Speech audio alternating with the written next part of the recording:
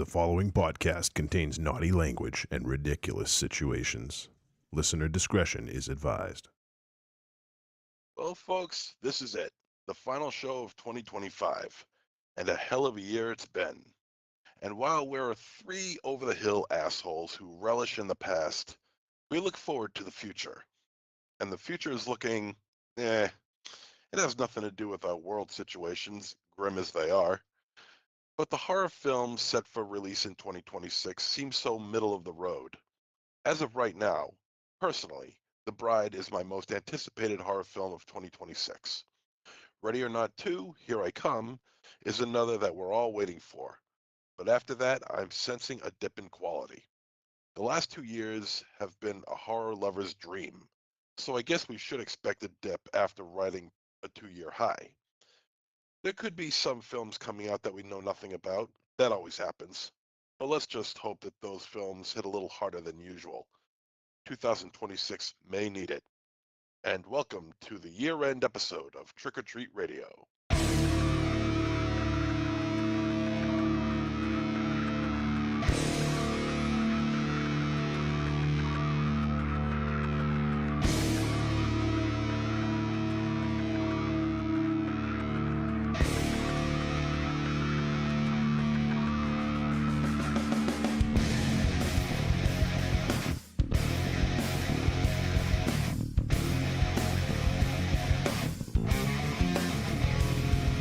Welcome to the 701st episode of Trick or Treat Radio. Trick or Treat Radio is a stake through the heart of horror and pop culture. We wade through piranha-infested waters of streaming, VOD, and cult cinema in an attempt to find hidden gems to discuss so you can make informed viewing decisions. Episodes are streamed live one of the nights of the week. I don't know. It changes all the time now. We're on Tuesday this week because of the holidays, but we're going to be back to either Wednesday or Thursday. We'll find out soon enough. Well, you're going to use one of those magic 8 balls. But yeah, there you go. So we're streaming live right now on Tuesday, and you can find us on trickortreatradio.com. We'll be back to a more normal schedule soon, and the audio podcast drops every Friday morning. That is always the way it is. Death, taxes, and Trick or Treat Radio, as they say, Raven Shadow, right? I've heard that before. Yep, they say that, whoever they are. Many people tell me. So you can check that out on podcast platforms. And your hosts for this episode are Monster Zero. That's me.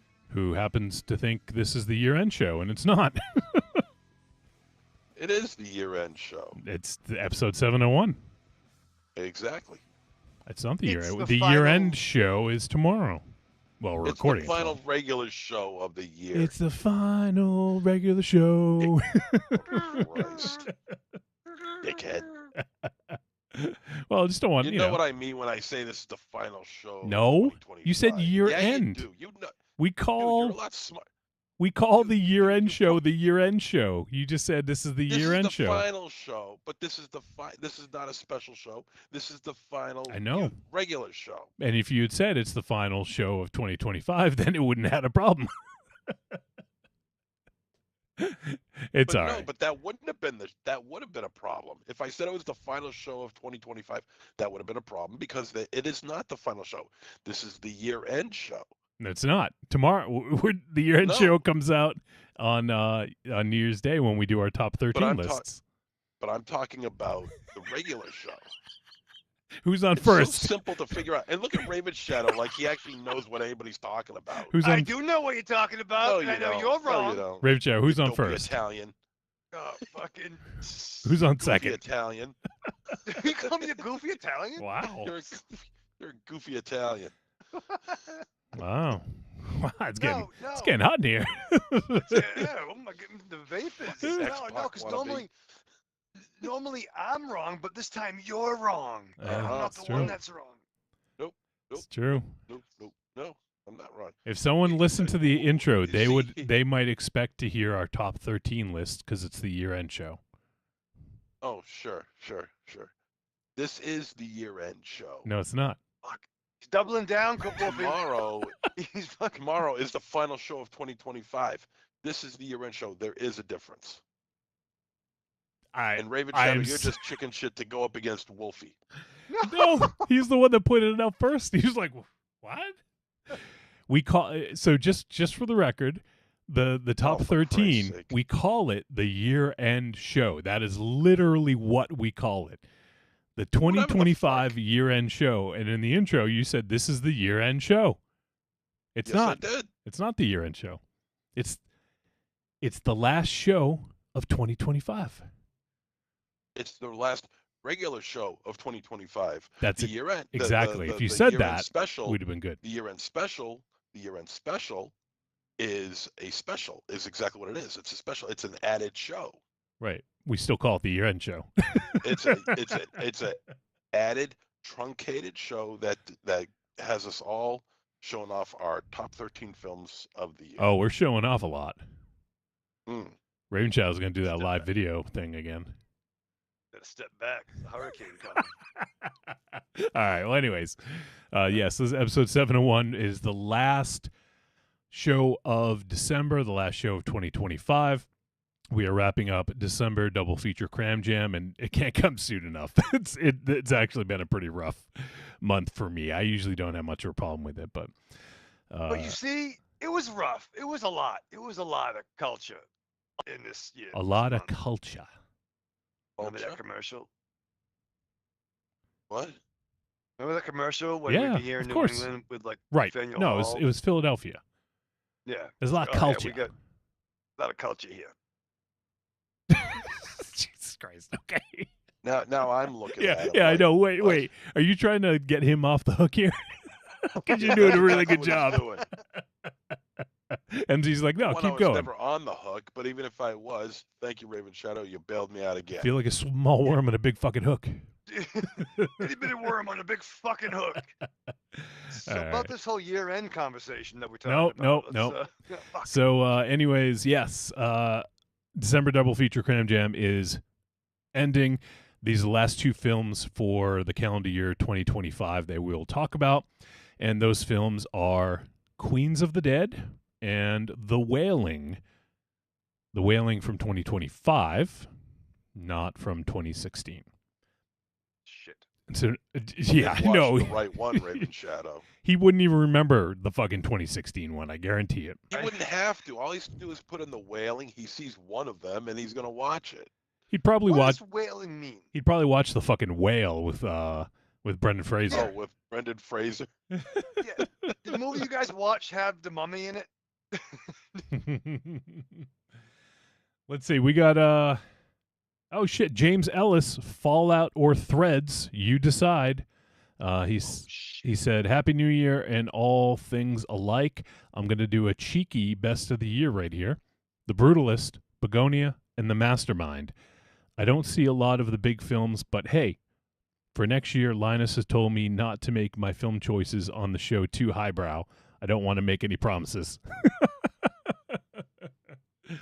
Well, All right, keep look- those secrets. look forward to that, James. And I haven't. The only one I saw was the Begonia. Have you guys seen The Brutalist or The Mastermind? No. Are they on our top 13 list? Well, I don't know. I mean, we didn't watch them, but the top 13 list is something different. If we're going to be splitting hairs here, Raven Shadow. Was it Masterminds, that movie with Jean-Luc Picard when he invaded that school? I have no idea. No, I've only seen Begonia. That was good. Treat. So, yeah, top 13 lists. I know MZ has already put his together, as he very boastfully admitted to us. I like staying on top of these things. I know you do. Yeah, I have my list all set. There may be one or two changes. I'm second guessing myself, but we'll see what happens. Yeah, he made it in August, by the way. Well, actually, that would be smart, and then he could change it as it goes, right? What do It you think of that, actually- James? it- it's Being actually- prepared. It's actually not a bad idea, Raven Shadow. What's wrong with being prepared? I was a don't know. Boy Scout, for fuck's sake. I Oh, know that these explains so things. much. Yeah. All right. Let's see. I don't even know if people knew we're on Tuesday because I think we announced it late last week. But here we are. We got 2 movies to talk about. I'm looking forward to talking about these flicks, and it'll complete our film year of 2025. Now, I sent this out on Patreon, so I think only. I'm sorry, not on Patreon, Discord.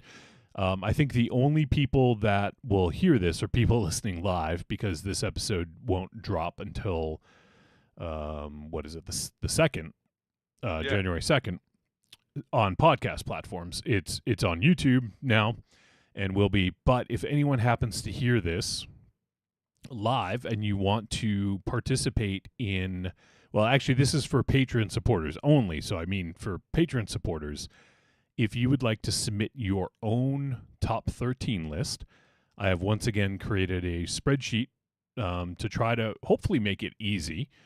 And all you got to do is you go down one column, you mark all the movies you've seen, just check mark next to all the ones you've seen. And that helps. And then that tells you how many films you can pick. If you've watched, I think, 75% or more, you can do a whole top 13.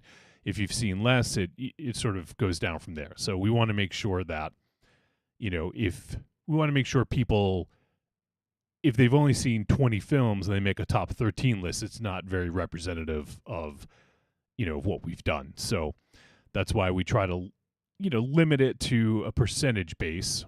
And, yeah, so if you guys are Patreon supporters and you want to do your own list, check Discord, and there's an announcement in there in the Patreon supporters chat. And go ahead and let us know if you're interested in receiving that. And what I'll do is I send you your own spreadsheet, and then you just fill it out. And then it's in Google Drive, so you don't have to send it back or anything like that. All you got to do is click on the link and then just, update the spreadsheet and then save it. And then it'll save like automatically. So couldn't be easier. So if any of our Patreon supporters hear this and haven't already received theirs, you can comment on Discord, or you can also reach out podcast@trickortreatradio.com and just request a spreadsheet. And if this is after the fact, if people hear it after the fact, you can still submit it. It won't be included in the year-end list, but we can read it on air next time we're on. So, yes, Raven Shadow, you had your hand up. So I'm on that link right now, and you said as long as we watched 75% of the movies, we can make a top theme list. Top turnkey? Is that what you said? Top turnkey? Yeah, I'm a turnkey kid. My parents were divorced. No, so I could only watch 75% of the films, and I can make a top 13. You Cool. didn't. You watched 100% of the films. If you didn't, you got bigger problems. Or I'm a Which good is actor. more than he expected, I'm sure. No, I did. No, I did. I did watch all the films. I was there. You were there, huh? Yeah, most of the time. You better have. I was. No, I did really good. I don't know about that. I probably got 85%. Yeah, I'm sure. Top 16 list. What do you think of that? Top 16 list? Yeah, extra credit, bro. No, you don't get extra credit. No. Why? You got fucking little urban fucking Monster Zero Achiever over here, fucking doing everything. He gets praise. He should. It's, He's it's done. It's called being prepared. Yeah, he's done. Now you're all overcompensating for your failure to be prepared. Yeah. To communicate. No, I knew it wasn't the year-end show, but that's cool.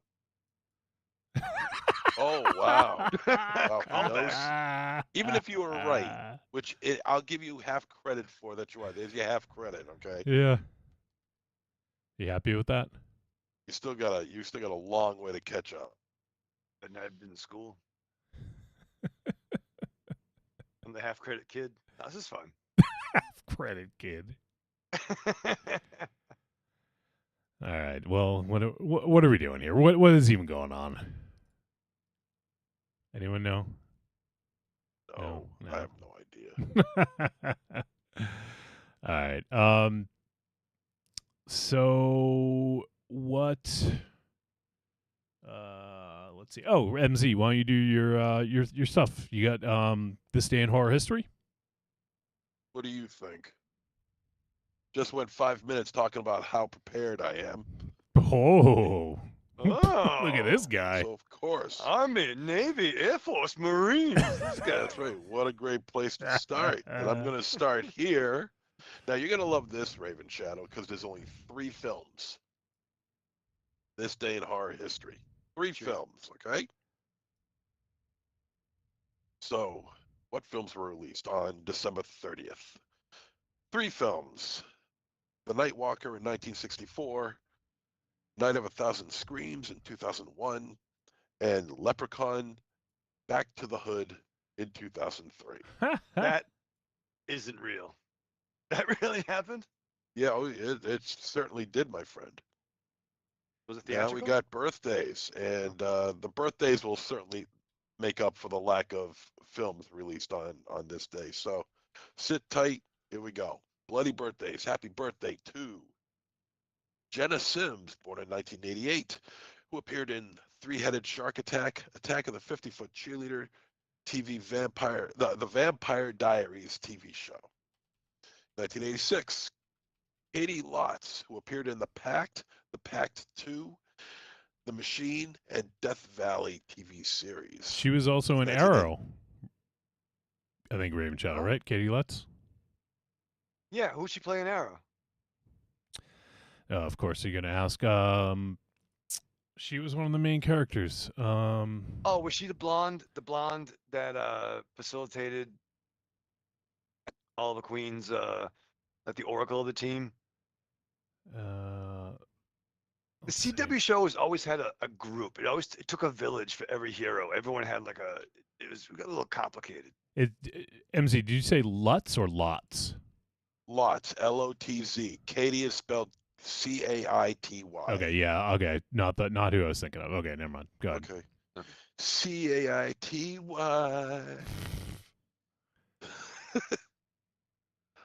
Weird. Little Queen Latifah for your face. 1986 again.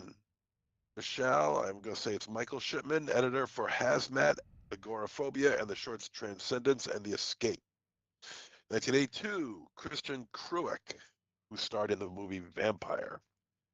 1980, Eliza Wait. Dushku, yeah, baby, starred in Wrong Turn, The Alphabet Killer, and Dollhouse, and Buffy the Vampire Slayer.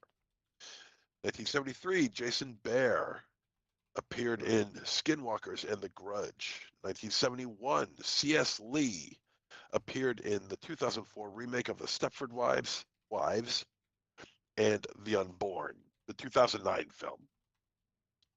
1966, Sophie Ward appeared in The Hunger, Waxworks 2, Lost in Time, and Clive Barker's Book of Blood. Yes. 1965. Lost in time like Andrew a bug in a Fleming. jar. A bug in a jar. Andrew Fleming, director of The Craft and Bad Dreams. No. I love that movie. 1960, the legendary Kelly Maroney appeared in Gila, however you pronounce it, True Blood, Servants of Twilight, Transylvania Twist, Chopping Mall, and Night of the Comet. Oh, shit. 1958, Ellen Sandweiss starred in The Evil Dead and the TV series Ash vs. the Evil Dead. And she also appeared in a few other Bruce Campbell vehicles. 1955, Sandy Farina, soundtrack for The Toxic Avenger. 1945, happy 80th birthday to Lloyd Kaufman, B-movie maestro and head of Troma Films, associate of The Final Countdown, and appeared in several films including Slither, 10, Hatchet 2, Return to Nukem High Volume 1, House of Horrors, Gates of Hell, Caesar and Otto's Deadly Christmas, and of course, Superman. Somewhere in that movie, he's in there. 1942, the legendary Fred Ward, who starred in Tremors and Tremors 2 Aftershocks. 1939, Gino Marocco appeared in Cannibal Girls as well as episodes of The Unforeseen and Damien. 1935, the legendary, iconic, and titan Jack Riley appeared in Attack of the Killer Tomatoes, Chud 2, Bud the Chud, and Room 6. 1934, another Titan, Russ Tamblyn, who starred in War of the Gargantuas, The Haunting from 1963, The Haunting of Hill House, and Dracula of Frankenstein versus Frankenstein. Excuse me if I sound a little stuffed up, it's because I am. 1934, Joe Bologna appeared in Transylvania 65000 and Alligator 2, The Mutation. Joe 19 Bologna. Joe Oh. Bologna is awesome. Oh, one of those bloody birthdays I want to go back to. Was it Kristen Crook that you said? Yeah. Let me see. Yeah, I did. I think I did say that. Yes. Is she a Canadian Kristen actress? Crook. Huh? Is she a Canadian actress? Beats the hell out of me. Why don't you Google it? I know the answer because you know what? She also played Lana Lang in a show called Smallville. Oh, damn Oh, it. God damn it. And Joe Bologna was Dr. Malavacqua in Transylvania 65000. Oh shit! One of the That- greatest 80s comedies of all time. Oh, Uh, it's good. I wanted to go back real quick. MZ, for Katie Lotz, was it Caity? Katie? Caity. That's what it was? Yeah. Okay, so that was the person I was thinking of, Raven Shadow, Katie Lotz. She played Sarah Lance, White Canary. Oh, I like her. I figured. So, okay. I just She's wanted to also in, close the loop on that. and she was a better Canary than the one that played Black Canary. Yeah, Much yeah, more, yeah. much more Dinah Lance. Also, Legends of Tomorrow. Word. Yep. Okay. Sorry, MZ. Go ahead. After Joe Bologna, I think you had. Yep. Joe 1929, Bologna. Robert Brown, editor for Damien the Omen 2, The Amityville Horror, 1979 version, The Lost Boys, and Flatliners, the 1990 version. He managed to get Amityville in there. You goddamn motherfucker. But it was the original Amityville, True, so that's it doesn't acceptable. really count. All right. 1928, Dan Fitzgerald, actor in Barracuda, Island Claws, Eyes of a Stranger, good movie. Mako, The Jaws of Death, not a good movie. The Final Countdown, Happy New Year, and Nightmare Beach. In 1926, Mario Valdemarin, an actor who appeared in Death on the Four poster in 1964. 1911, Jeanette Nolan appeared in Chamber of Horrors and The Manitou. Yes, The Manitou. Check that movie out. You guys would love that. She provided the voice for Norman's mother, Norma Bates, in the original Psycho. Oh. 1907, Carmen Diego. Or no, I'm sorry. Wait, Carmen Sandiego. I found her. We found her. There she is. She's in the past. Carmen Like a bug in a Dorigo. jar. Call back. What? She was a hairstylist for House of Dracula, The Spider Woman Strikes Back, Brute Man, Abbott and Costello meets Frankenstein, The Vampire, Diary of a Madman, and the TV movie A Taste of Evil. 1901, Henry Blank, producer for Mystery of the Wax Museum and Phantom of the Rue Morgue. Oh. 1896. Stop it. No. Hey, boy, ain't been no 1896, movie. Fine. Tom Keene appeared in Red Planet Mars and Plan 9 from Outer Space. Tom King. And finally, in 1884, Arthur Edmund Carew, actor who starred in The Ghostbreaker, The Phantom of the Opera, 1925, The Cat and the Canary, 1927, Dr. X, and Mystery of the Wax Museum. Happy birthday to one and all. Yeah, 1784, Jebediah Springfield. What was he fucking in? Jebediah Springfield. They're all listening right now, so happy birthday. Yeah. Yep. Friend of the show. Methuselah. Methuselah. All right, there you go. There's some Lloyd. bloody birthdays. Lloyd is 80, and tomorrow my mom turns 80. Wow! So, Happy birthday happy to birthday to my mom. to your mom. Mama Zero. I hope she's not listening. I seriously doubt it. Oh man, that was a lot. A lot of Yeah, birthdays. Well, was a lot of fucking in March. I mean, Yeah.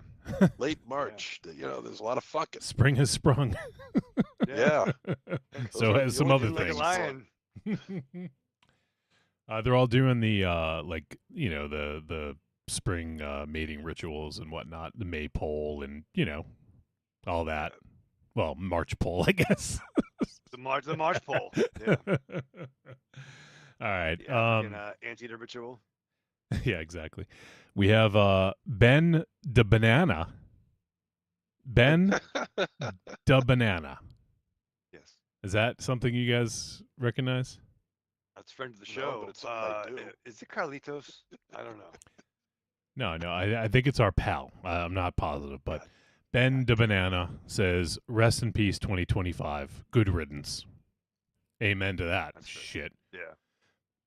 And also says, "Happy birthday to Craig Semin from the Worcester Telegram and Gazette. Long live the Seaman Demon." Wow. I Oh, think we all get behind that. Ben D Banana. I see. I was placing the emphasis on the wrong. Ben D Banana. All right. You didn't get that? Well, no, with the way it's written, it's D-I. It looks like DiBiase, like De Banana. Yeah. So I was thinking, Oh, okay. I all was right. thinking in terms of DiBiase. Yeah, the $1 million banana. $1 million banana. The $1 million banana. Everyone's got a price. Everyone's got a price for the $1 million banana. This is my Kiwi Virgil. Heal me, Aw, Virgil. I miss Virgil. Really? Big in Well, the I guess pants, someone Virgil. has to. And Evil Corny says, had to mention fucking Smallville. Corny. First of all, Corny, he had to fucking say her birthday, and he had to mention Amityville Horror. Well, you know what? I think I'm going to cancel out the birthdays from now on if it constantly brings up Smallville.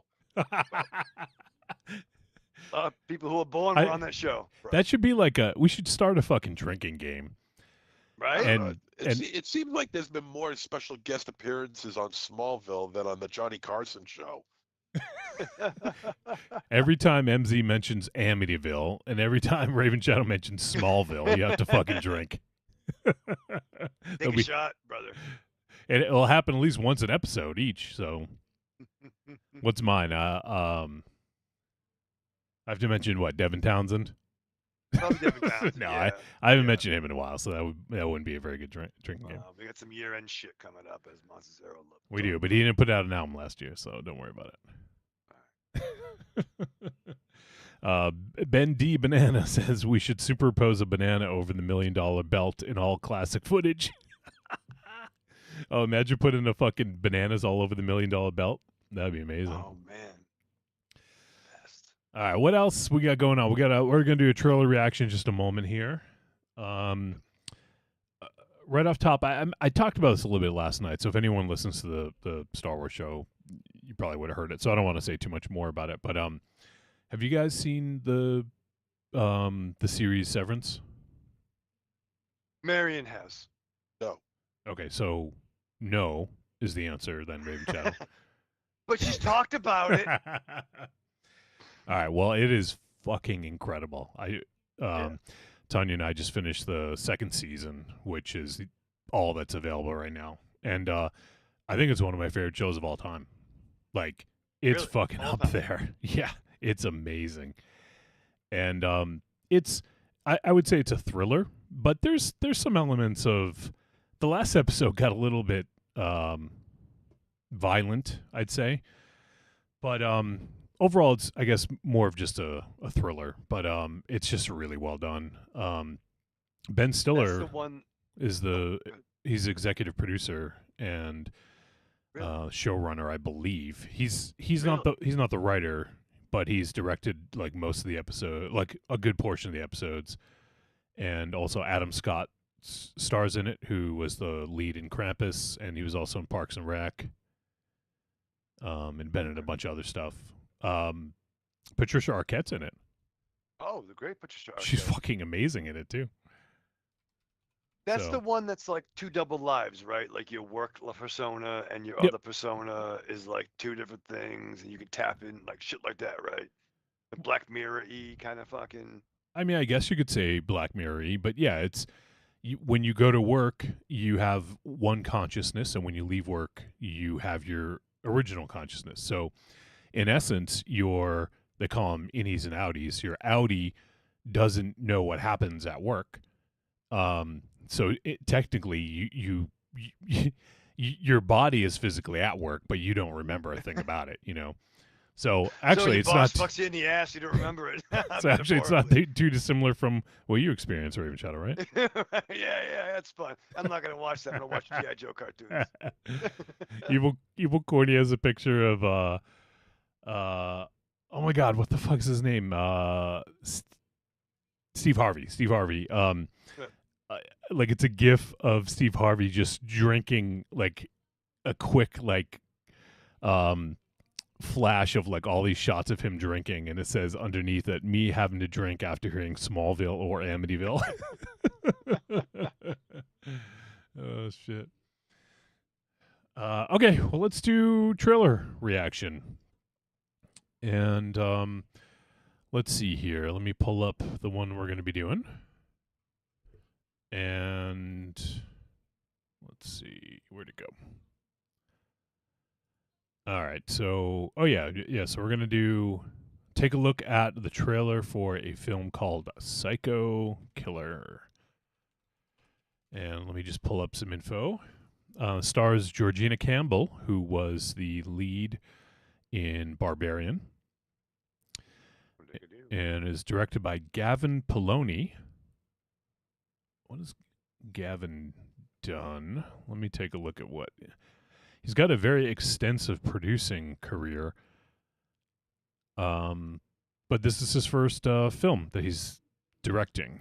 But previous to this, he was an executive producer on Curb Your Enthusiasm, Zombieland, Double Tap, the original Zombieland. Let's see. There's just a bunch. 8mm, that Nicolas Cage film. He produced that as well. And Joaquin Phoenix was in that as the Puerno. I said produce. This guy produced the film. Well, no, but I'm just saying that Joaquin Phoenix was also in that movie that he produced. Did he produce the film though? No, but he was in it. You said Nicolas Cage. Right. And I'm just saying that it was also Joaquin Phoenix was in it. They were in it together. They were friends. Yeah, and did we see his chrum in that movie too? Wish. I mean, no. Well, you saw all you needed to see last week, so. Yeah, that might have been a stunt cock. I don't know, man. I think it was. MZ, what do you It was think? Too much. Stunt Yeah, cock. you know. Yeah. Stunt cock? I think it was an apparatus. Apparatus. Yeah. I'm gonna get one of those. So, anyways, what was I doing? Oh, yeah.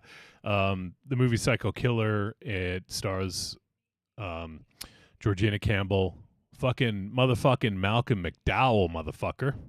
Wait, what? Yep. And Duchess Cayetano? Really? That's her name? That's an awesome name. That's fucking Duchess Mantel. Although I think she's just a bit character because it says she's the female news reporter. But she's listed first in the cast, so I don't know. Anyways, synopsis. A police officer tracks Snuff organizer. a police officer tracks a killer after her husband, a highway patrolman, becomes one of his victims. And this is going to get a February release in theaters, I believe. So let's go. Let's see here. Raven Shadow, you're small. Why are you small, Raven Shadow? Well, it'll get bigger. All right, well, I'm not going to mess with it. I'm not going to touch it. Why? Come on, blow on it. All right, so we are going to check it out. So here's the trailer. This is the teaser for Psycho Killer. Let's take a look. Oh, shit, I got to share it with you guys. Hold on. Yeah, that would help. Well, we're in a new fucking world here, so lay off, bro. Yeah, bro. Back off, man. I'm a Yeah, scientist. back off. Back off, man. I'm a Scientist. podcaster. That'll get anyone to fucking laugh at you if you said that. Back off, I'm a podcaster.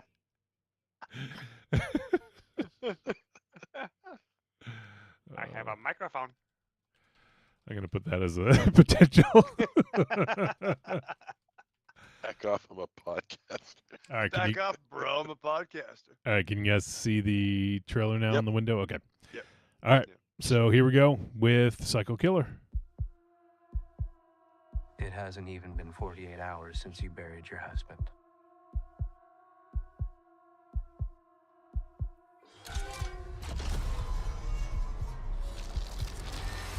What I hope to help you come to grips with,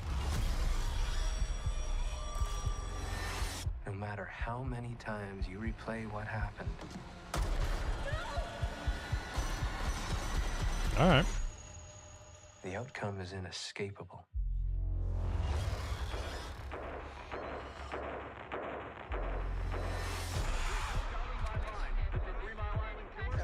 Seven. The writer of Seven, Raven Shadow. Really? Oh, This shit. pedigree. Oh, Jesus is in it. Jesus. Oh, there's Oh, Malcolm. Shit, Malcolm. Oh, it's on Upside Down Cross. Satanic imagery. Shit. Baphomet. All right. Yeah. All right. Exactament with Baphomet. Treat. All right. That looks cool. What's cool is It's a good teaser.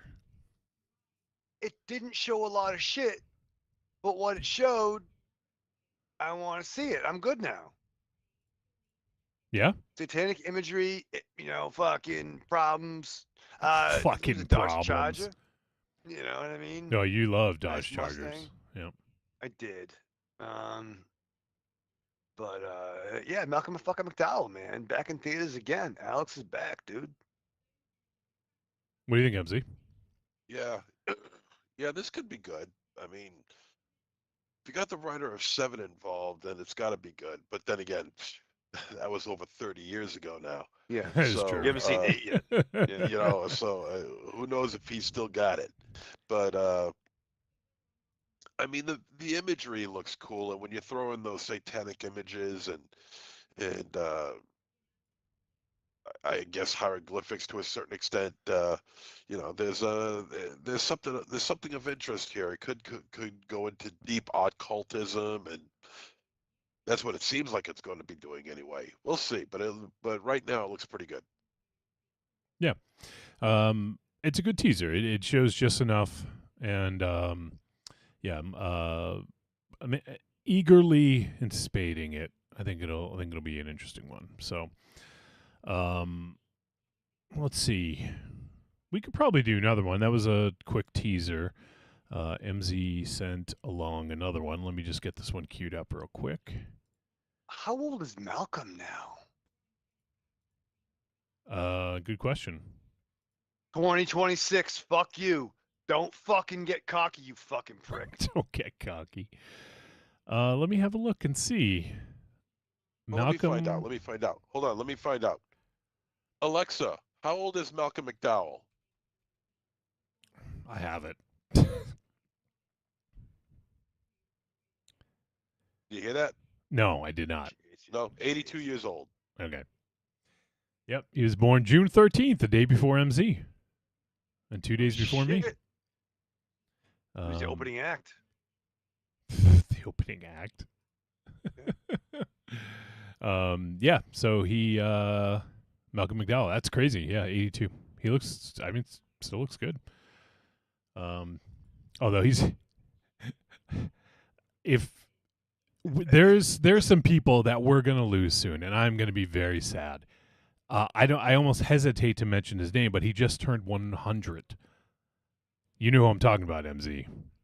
There's only one. Dick Van Dyke. No, Mel Brooks. Oh, Dick Van Dyke? Dick Van Dyke turned 100 too. Really? I didn't actually know that. I thought he was 99. No, 100. That is insane to me. It is insane. What a young brother. Mel Brooks is he is 100 and he's still fucking with it. It's crazy. Like, Well, it gives me a little pause for that because it seems like, you haven't heard from this guy in a while, and now you get History of the World Part 2. You get Spaceballs. Spaceballs sequel coming out very soon. There was something else he did a sequel of just recently. I can't remember what it was. History of What the was it? World. Oh, there's the Young Frankenstein show The coming. yeah, Younger Frankenstein. Yeah. So it seems like it almost feels like he's trying to get these projects that he had on his shelf out before he goes. E- Something Well, tells to me be fair, he started 30 years ago with some of these things. He's an older brother. You know what I mean? Like, either well, that, true. either that, or he knows that he's not going to be around to do them himself, and people have been like trying to do, like adapt his work. So maybe he just finally gave in and figured, if I can be a part of it for as long as I can, maybe it's worth the effort. So, I mean, yeah, I mean, we know he is one of my all-time favorites. Like no fucking question, he is just the fucking king. So, it'll be a very sad day, and I'm not looking forward to it. And I gotta even hesitate to even bring it up because I don't want to I don't want don't to. be a dick. Yeah, 2026. yeah. You have a chance to be a legend 2026. Yeah. Hey, Death. Way better other targets, bro. Yeah. Just saying. Well, hey, I mean, if you say no to 2026, 2027 and 2028 aren't that far off. I know. Well, let's slow it down. Let's get So to this one one of these fucking years first. is going to end up being a dick. Well, Okay. who knows if any of us are gonna make it there? So Yeah, it all started when Prince died. Well, we Just know saying. Raven Shadow is going to outlive both of us. That's a fact. you really think so, Raven Shadow? I I know you I don't think. know. I'm starting to work out now, so maybe I might. Yeah. Now might that you die start soon. working out, it's gonna like backfire. You're gonna Right? I'm one start. He finally starts doing something good for himself, and That'll piss me off, like fucking Eddie Yeah. Guerrero. He stopped doing yeah, all the like, drugs and drinking, and then he fucking he starts died. working out. He ends up injuring himself somehow in some freak accident, gets a blood clot, and he goes like fucking Chris Candido. Jesus Christ. Oh, I don't want that. I'm gonna order a steak and cheese grinder right now. What do you think of that? Chris There you go. Candido. All right, we got another trailer here. Let me go ahead and share this one for you guys, and then we'll give it a watch. All right, so this is the other one MZ sent. We're gonna do a trailer for a movie called Kraken. Is that funny, Raven Kraken Channel? Leighton. I don't know. I don't know. Kraken's funny to me. You know what I mean? Butt I was just thinking Kraken? about Butt Kraken. Yeah. Philip North McCracken. Kakalackin. North Kraken. North Kraken. North Kraken. What? North Kakalackin. I tell you, this new program might be shitty, but it has made our trailers better. We're not on the thumbnail. Well, I mean, at least there's that. Yeah, All it's right. good. This is So much better.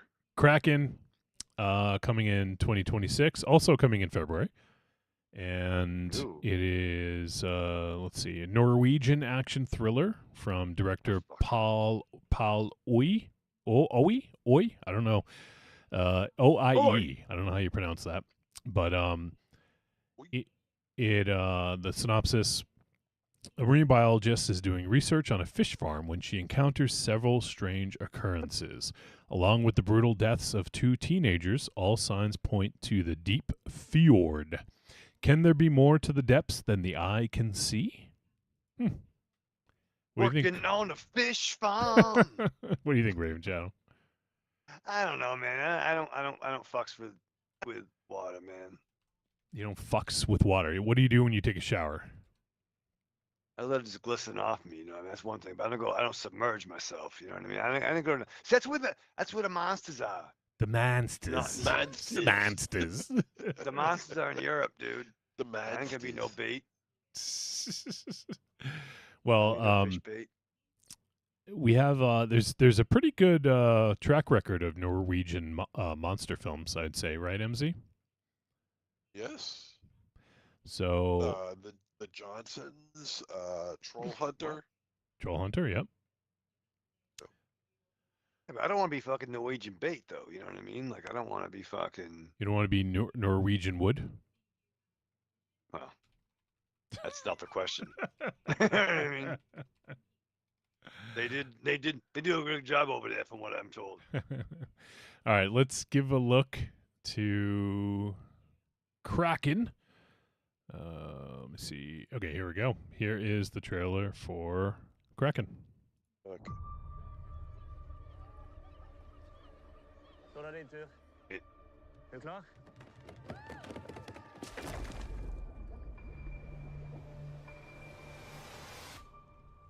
First of all right. Extreme Norwegian water sports. Gjør du her? Det gjør jeg på tilsyn. Ja, for du jobber på havforskninga. Det er riktig. Oh, shit. Du må få stengt ned det oppførselsanlegget før det er for sent. Fjorden er ikke sånn som den var. And you're not having a stroke. They're speaking in Swedish. Oh, it's fucking the Swedish ain't it cool news guy. I heard the sonic sound treatment Harry can Knowles. stress the salmon. Yes, it can. And it can even disrupt the entire ecosystem in the fjord. What do you mean by disrupt the ecosystem? There's no chance of that. Vi fant et skutevrak I dag. Okay. Kan faen meg fucke opp hele fjorden her. Jeg så videoen du sendte. Hva du tenker? Det har skjedd før det. Er det faren din som driver anlegget? We are planning to triple our production.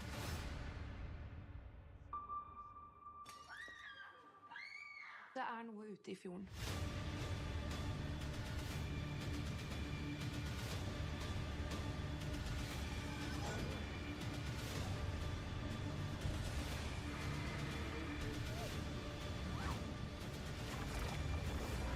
Okay.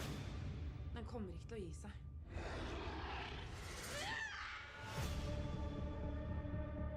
All right, yeah.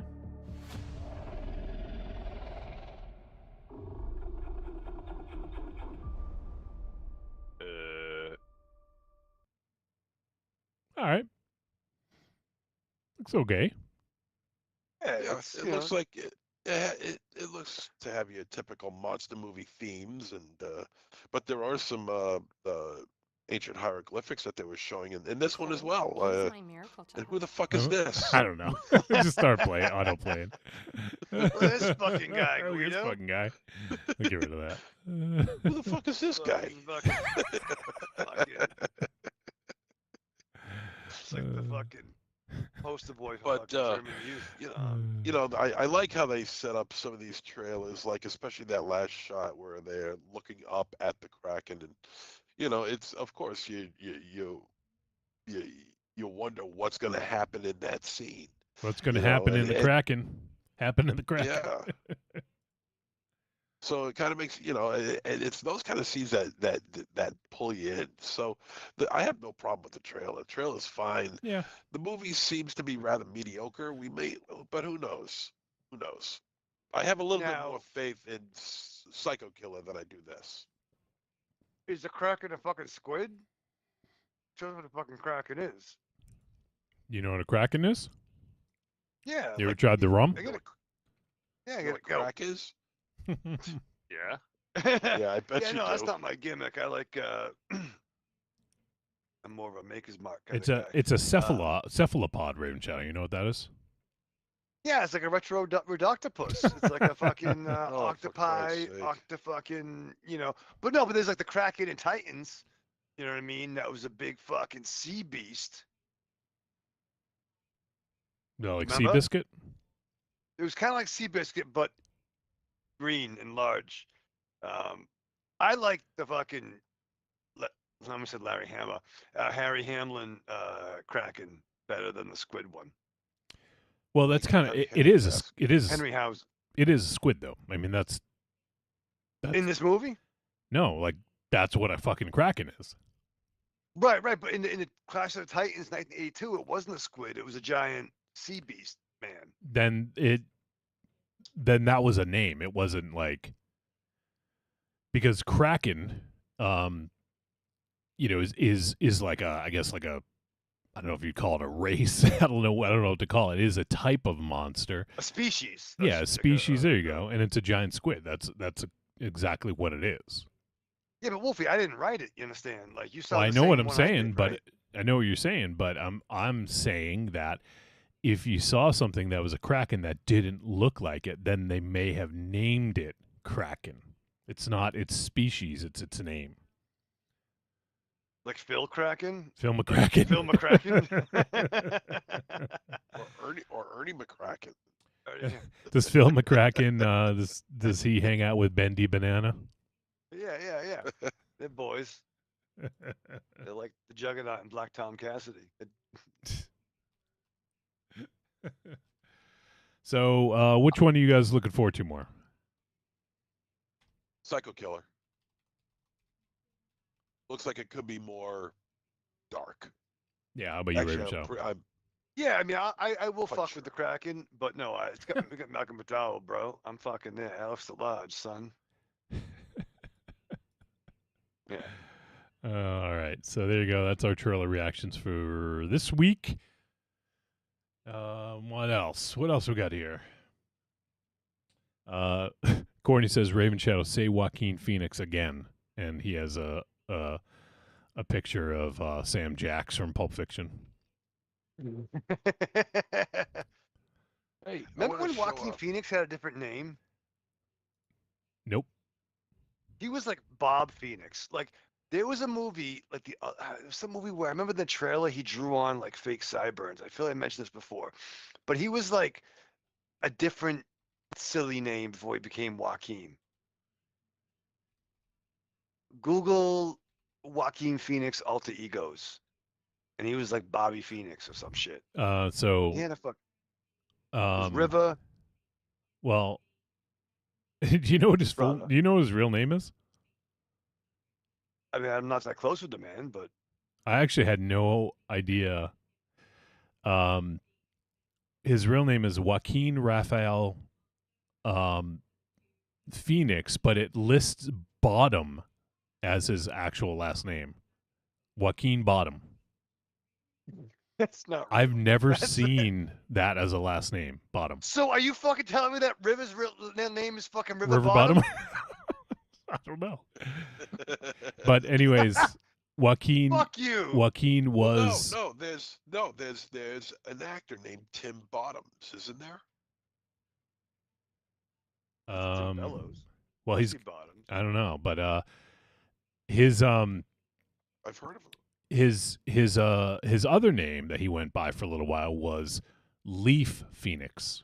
Leaf Phoenix. Yeah. Yep. River Leaf. Yeah, little Leafy Bottoms and No, just Leaf. Oh. Yeah, LIEF or EIF. I'm not sure which I'm not sure what a consonant is, Wolfie, I'll be honest. LEAF. But, like Here it is. Leaf Garrett. No, not like that. Here it is. No. Timothy Bottoms. Johnny Got His Gun, The Last Picture Show, Paper Chase, Elephant. Good you. Let me see if he was in anything recent. 'Cause those are all older films. I think Let's they all see. were He was in. before we were Oh born. shit! He was in Tar. He was in Tar, The Shed. How Not to Propose. The Was it Bridge. Tar and the Shed, or was it called Tar the Shed? No, Tar. Movie. a Two movie called movies. Tar. Yeah, I think Everyone's seen the Shed. What the fuck? Let's see All right. here. Along the Way, Shanghai Kiss, Grey's Anatomy. Let's see, The Girl Next Door, the Hollywood one, not the horror one. What about the girl that was the porno star? The Crocodile Hunter, Collision Course. Oh shit! Wait, Collision Course with wasn't that with Jay Leno and Pat Morita? No, not that Collision Course. Aw. Awesome. I actually forgot that Joaquin Phoenix was in Parenthood. Oh yeah, dude, with Keanu Reeves and Yeah. Steve Martin. Yep. That's a franchise almost like fucking Fast and the Furious. A franchise? Dude, they made fucking at least 2 Steve Martin ones. I think there was a Parenthood TV show. What? There was a Parenthood TV show. Yeah, because it had who was that old timer? Not James Coburn, but like he was. If you couldn't get James Coburn, you got this other old motherfucker. Jason Lord Robards? Green? Jason, the great Jason Robart. Mhm. Thank you. Wow. But yeah, Parenthood has a fucking franchise. I'm looking here to see television adaptation. The film was adapted twice to TV as a 1990 series and again in 2010. Yeah. Yeah, I had no idea. It says Parenthood was one of several failed movie to TV adaptations in the 90 to 91 season, also including Baby Talk on ABC's TGIF, Ferris I remember Bueller that. on NBC, and Yep. Uncle Buck on CBS. Oh, I forgot about Uncle Buck. Parenthood The ran TV for series. 12 episodes and was not renewed for a second season. And a new television adaptation loosely based on the film aired in 2010 with Craig T. Nelson, Yeah, TV's coach. yep, Bonnie Bedelia, Peter Krause, Mae Whitman, Erica Christensen, Dax Shepard, so on and so on. It ran for 6 seasons. Wow. How did Yeah, I dude. not know about that? Because you had a life. It was a You're family too busy drama. getting high. Maybe that's why. Yeah, I was getting high, yeah. Yeah, that's what he was doing. Yeah. That tracks. It tracks. Drug reference. Then I feel kind of like Cheap It by the Dozen kind of like took all the Parenthood like Riz like also with Steve please, Martin. please. What? No. Dude, I'm so much younger than you guys right It now. took its so riz. So you're saying Parenthood had charisma? I am. I that's don't think Steve you know Martin. what you're talking about. You're saying that now. Shit. Steve Martin's Cheap It by the Dozen also had TV's Tom Welling in it. Small. Oh my God. Drink. Oh, fuck. Let's get past this. Wolfie, hurry up. All right. I'm curious about this stuff. After establishing himself as a child actor, Joaquin Phoenix felt he was not getting any appealing offers, so he decided to take a break from acting and traveled to Mexico with his father, learning Spanish. When he returned to the States, his brother River suggested he change his name back to Joaquin and encouraged him to start acting again. So there you go. We have Shit. River to thank for Joaquin getting back into acting. And then in October, on Halloween, actually, 1993, River passed away of a Oh. drug overdose. Viper Room. Outside the Viper Room, yep. With the Olsen twins. Really? Well, I know one of the Olsen twins was very close to River, and there was something going on with that. Okay. She would have been remarkably young. Yes, she would. That's what he wait.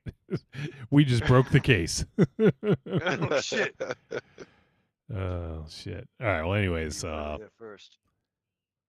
all right. Well, that's a kind of interesting story about the Phoenix's Leaf and River. But Did I he- think Johnny Depp's band was playing Hollywood Vampires were playing on stage when that happened. Oh shit. It was like him and then Keith Richards. Yeah. That sounds familiar. Yeah. Couple, right? And no one knew. And then somewhere I had that Entertainment Weekly fucking magazine. Entertainment Weekly. Let's see.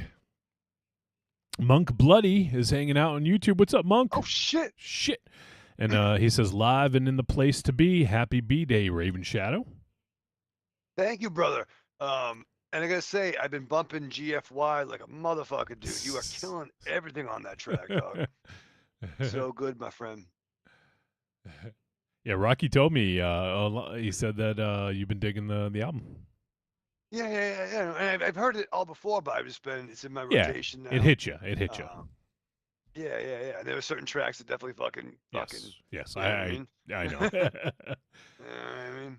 All right. Well, I think we should wrap up this elongated intro and get to talking about movies. What do you guys say? All right. Yeah, let's do that. All right, let's do it. So let's talk about how you can support the show. There are a couple ways you can do so. The best way is to head on over to Patreon, patreon.com/trickortreatradio. We just recorded a new December episode. I have not had a chance to post it, but I'm going to post it tomorrow. And it is taking a look back at 2025 and a look forward to 2026. So you guys can keep an eye and an ear out for that. We'll be releasing that soon. It is a Patreon exclusive. And if you guys want to get in on that, you can join for as little as $2 a month. And it goes up from there. And if you want, you can get your own Patreon takeover if you get into the highest tier. And in that tier, you get to pick 1 or 2 movies for us to discuss on the show. And if you want, you can come join us and be a guest co-host for the entire episode. And yeah, so give that a look and consider supporting patreon.com/trickortreatradio. Also, other ways to support, trickortreatradio.com. On the front page, see the Amazon logo, click the Amazon logo, shop on Amazon, and we get a tiny cut of everything that you purchase. It doesn't cost you an extra either. So there's that. And then finally on trickortreatradio.com, click on store, and you'll find the greatest hits of Trick or Treat Radio, volumes 1, 2, and 3. And it is a sampler of the early years, the first 6, 7 or so years. So give that a look and a listen, and consider supporting any of those 3 ways. All right, Raven Chat, why don't you take us to break? All right. Well, I mean, speaking of which, that our buddy Monk mentioned, I did have my birthday this past Friday at midnight, Saturday. I guess. Oh, well, yeah. Saturday, Yeah. yeah. This past Saturday. But I had some great birthday bookends. I hung out with Dr. Joey Tron, tag team partner. Yeah. Kobayashi Maru co-founder.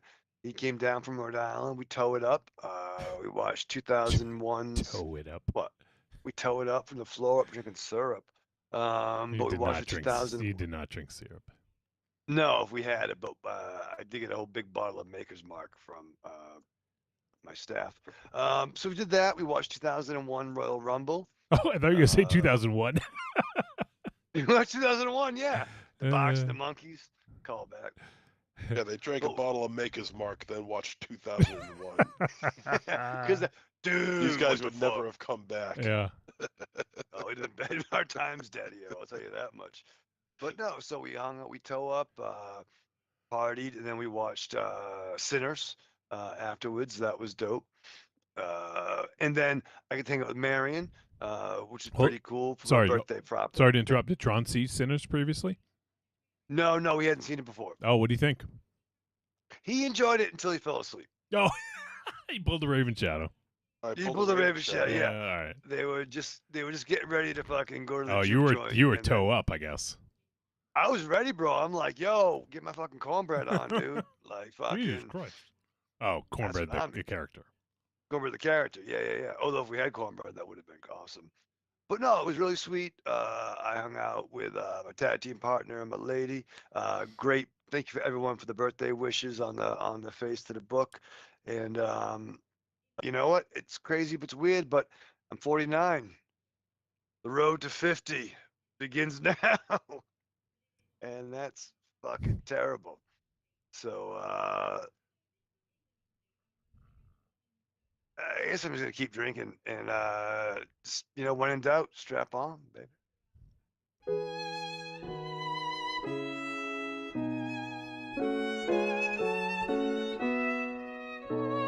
Guests of Trick or Treat Radio stay at the luxurious Raven Chateau, located on the back roads of beautiful Leicester, Massachusetts. Enjoy the wonderfully half-manicured lawn as well as roomy parking in the street. Enjoy fine dining in our antique home-style kitchen with all the Uncrustables and Rolling Rock you can consume, breakfast, lunch, and supper. Sleep in our beautiful twin beds with our unique cat hair, dog hair blend pillows, accompanied with our special DC, Marvel, and X-Pac motif throughout. And for a limited time, if you say Bombaleo when checking in, you'll receive 15% off your next stay. The Raven Chateau, where quality matters and home to the world's largest urinal.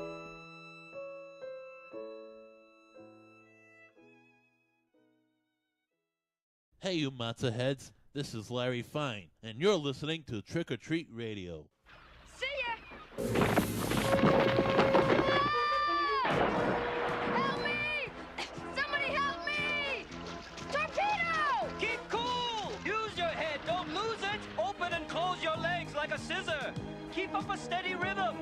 Now cup your hands downward and move them in a figure 8 motion.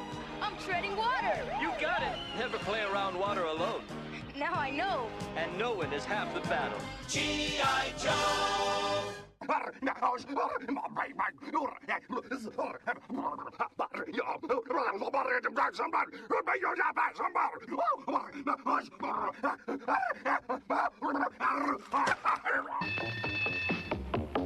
I'm tired of candy, tired of gum, tired of hunger, and food that's no fun.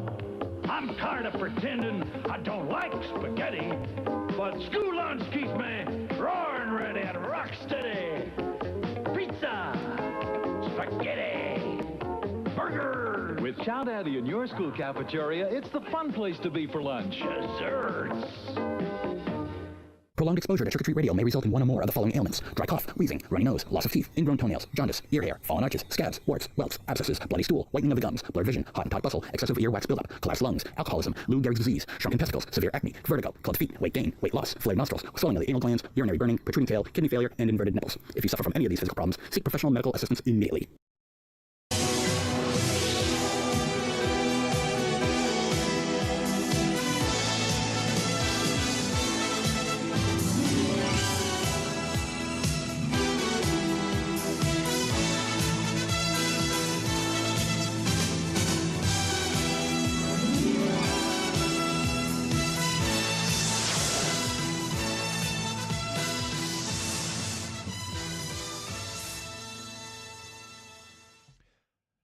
And we have returned, and it is time for our feature presentation.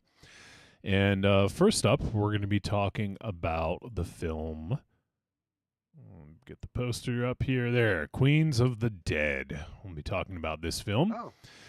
And let me go ahead and pull up all the details. All right, so this film is currently streaming on Shudder. It is a Shudder exclusive. And here we go. 2025, it is 101 minutes. It is a comedy horror from director Tina Romero. I think you're missing something, MC. You get a little something on your mic, bro. Is your nose bleeding? He picked a little too hard, I think. You're digging for gold up there. Yeah. How'd that tissue get up there? What geyser shot that up there? I found it outside. It was cold. It needed some warmth. Yeah. If you're cold, they're cold. Let them in. Yeah, exactly. I've been not feeling well the past few days, and got a nose that won't stop running. So, better go catch it. Ah! Okay, so anyways, directed by Tina Romero. This, if that name sounds familiar, you guys ever hear that last name before as it relates to zombie films? No, Romero. Romero. What's? I don't know. Like, does it have anything to do with horror films? Guy? A guy, yeah. Oh, he did that. He did that Resident Evil documentary. Just kidding. All right, so this is the first. This is the feature film debut from Tina Romero, daughter of the legendary George A. Romero. And Tina previously has acted in a few of George's films. We can see her in Monkey Shines, in Bruiser, and also Land of the Dead. think they were all bit parts. I know she was a child in Monkey Shines.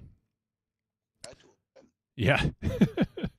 And but in Land of the Dead, she was one of the people on the tower that were. Yeah, one of the soldiers.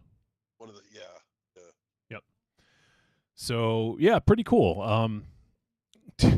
It's kind of bold though for her first film to be this, right? Like, right away jumping into Dad's legendary status and tackling a zombie film, an of the dead zombie film at that. So yeah, and Tina, what else? Yeah, I think that's not much for filmography. She's worked on some films as a camera and electrical department as well. I think they're all shorts. But yeah, feature film debut from Tina Romero, and the film stars. It's got a pretty crazy cast, pretty good cast. It stars Katie O'Brien as Dre, Jacquel Spivey as Sam slash Samansi.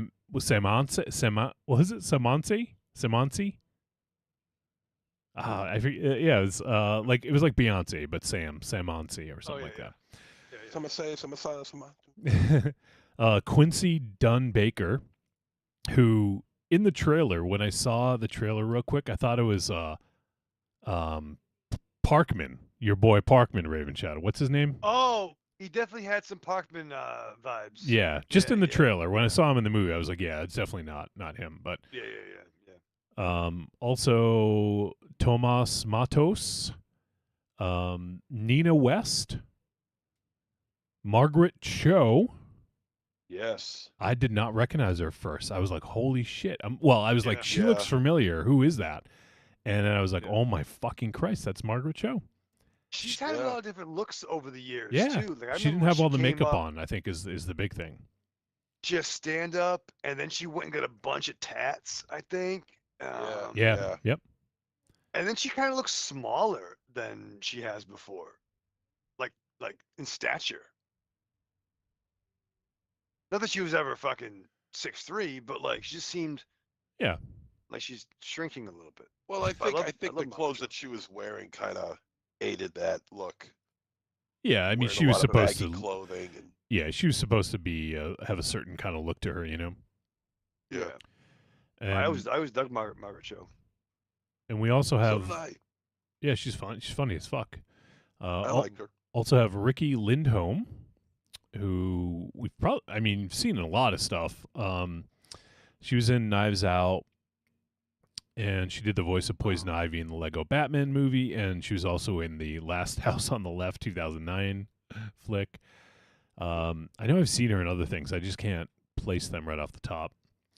And let's see here. Also a cameo from Tom Savini, which is really funny. Oh, yes. And Jack Haven as Kelsey, the one who got the axe.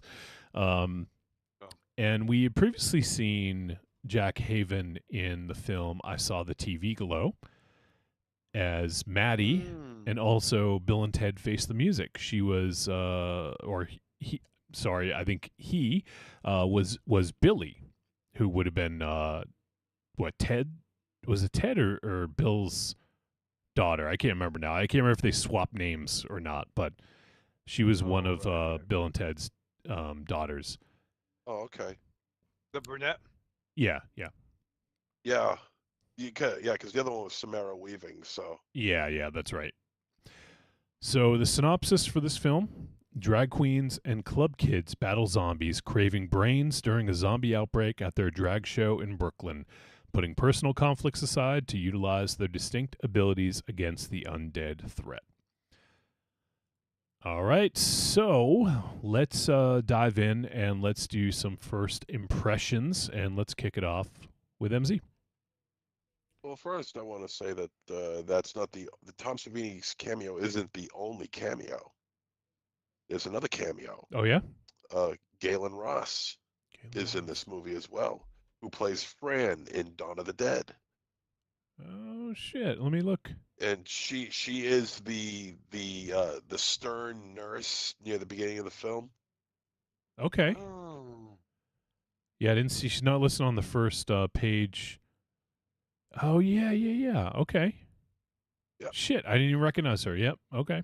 Yeah. I didn't recognize her either until I saw her in the credits. I'm like, oh, I have to look at that again. And Yeah. there she was right there. That's awesome. Yeah, I thought so. So, yeah, you know what? If you're not Christina Romero, if you're Tina. Tina Romero, you're gonna have a couple of your father's stars in your film. Actually, small bits as they may be. Let me just say, sorry to butt in, MZ, but Galen Ross also was in Dawn of the Dead, which you mentioned, Madman, Madman Mars. I know that. Oh yeah. Creep Show from 1982. Yep. And this is she didn't do anything after that as an actress until now. She's directed a few things, but yeah, that's pretty crazy. So this is her first role since Creep Show? Since Creep Show, yeah. It's crazy. Son of a bitch. Yeah. 82? She's 43 years. She's written, she's produced, she's directed, but in terms of being in front of the camera, yeah, she hasn't done that since 1982. That's crazy. That's awesome that Tina was able to get her for this. Yeah, really. That's like ridiculous. Okay, well, I'll say this. There are growing pains here. There are certain situations in which I'm saying to myself, should I be laughing at this? There are some parts of this film that do land the humor. But also there are other parts in which I'm saying to myself, should I really be laughing? Probably. Not because I didn't think that there's no humor involved in what I question to be funny, but the overall tone of how these jokes are being delivered. I wasn't. I mean, I think they land a little better if it was just just a group of people and not somebody within a certain community. Yes, thank you. A community that I think they're supposed to land a little funnier if a bunch of drag queens are landing the jokes. I don't know. There's something about it that just seems a little off to me. Wait, I'm sorry. So do you think that you it's inappropriate for you to laugh, or you think the jokes were inappropriate? Well, I don't know if. Well, first of all, I never did any research on this movie, but I'm going to assume that these people are genuine drag queens. Because if they're not, they're very good. Let me just put this in here because not everyone in this movie is a drag queen. There is a lot of gender fluidity in this film, so I don't want to use that broad brush. Yeah, there are trans people, there are cross dressers, there are drag queens, whatever. So I don't want to just call them all drag queens, but it is definitely an LGBTQIA plus movie, and it definitely is very much embedded in that community and also the club community as well. So I think it's a very niche. I shouldn't say it's a niche community because it's not. It's a big community, but it's probably one that we don't have a lot of information about. We don't frequent. We've all been to clubs. We've been to Man Ray and things like that, and and I think that none of that is out of the ordinary, or it doesn't phase us. But yeah, I just want to kind of, if we have tiptoe around that sort of thing. But yeah, it's something that we are not necessarily the authority to speak on. You know. Right. Go ahead, MZ. Sorry, I Yeah. just wanted to input Okay. that. Yeah. But I'm saying to myself, you know, should I be? I mean, the jokes, for the most part, they do land. There are some that I do find questionable because of the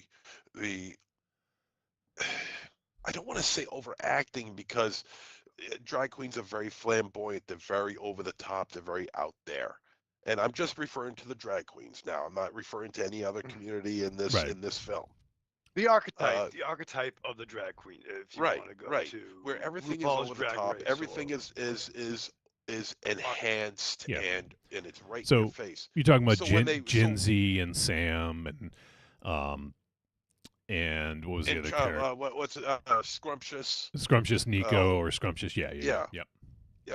Where something happens and they're like flourishing with emotion, you know, and I just feel like it's over the top.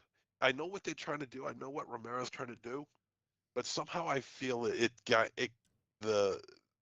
actual reaction from these people, and I mean that in the nicest term. Don't go crazy on me. No. I think that the actual reactions from these people are kind of put by the wayside by the performer side of these people, and therefore given a more humorous outlook, a more humorous take on the joke that's being delivered.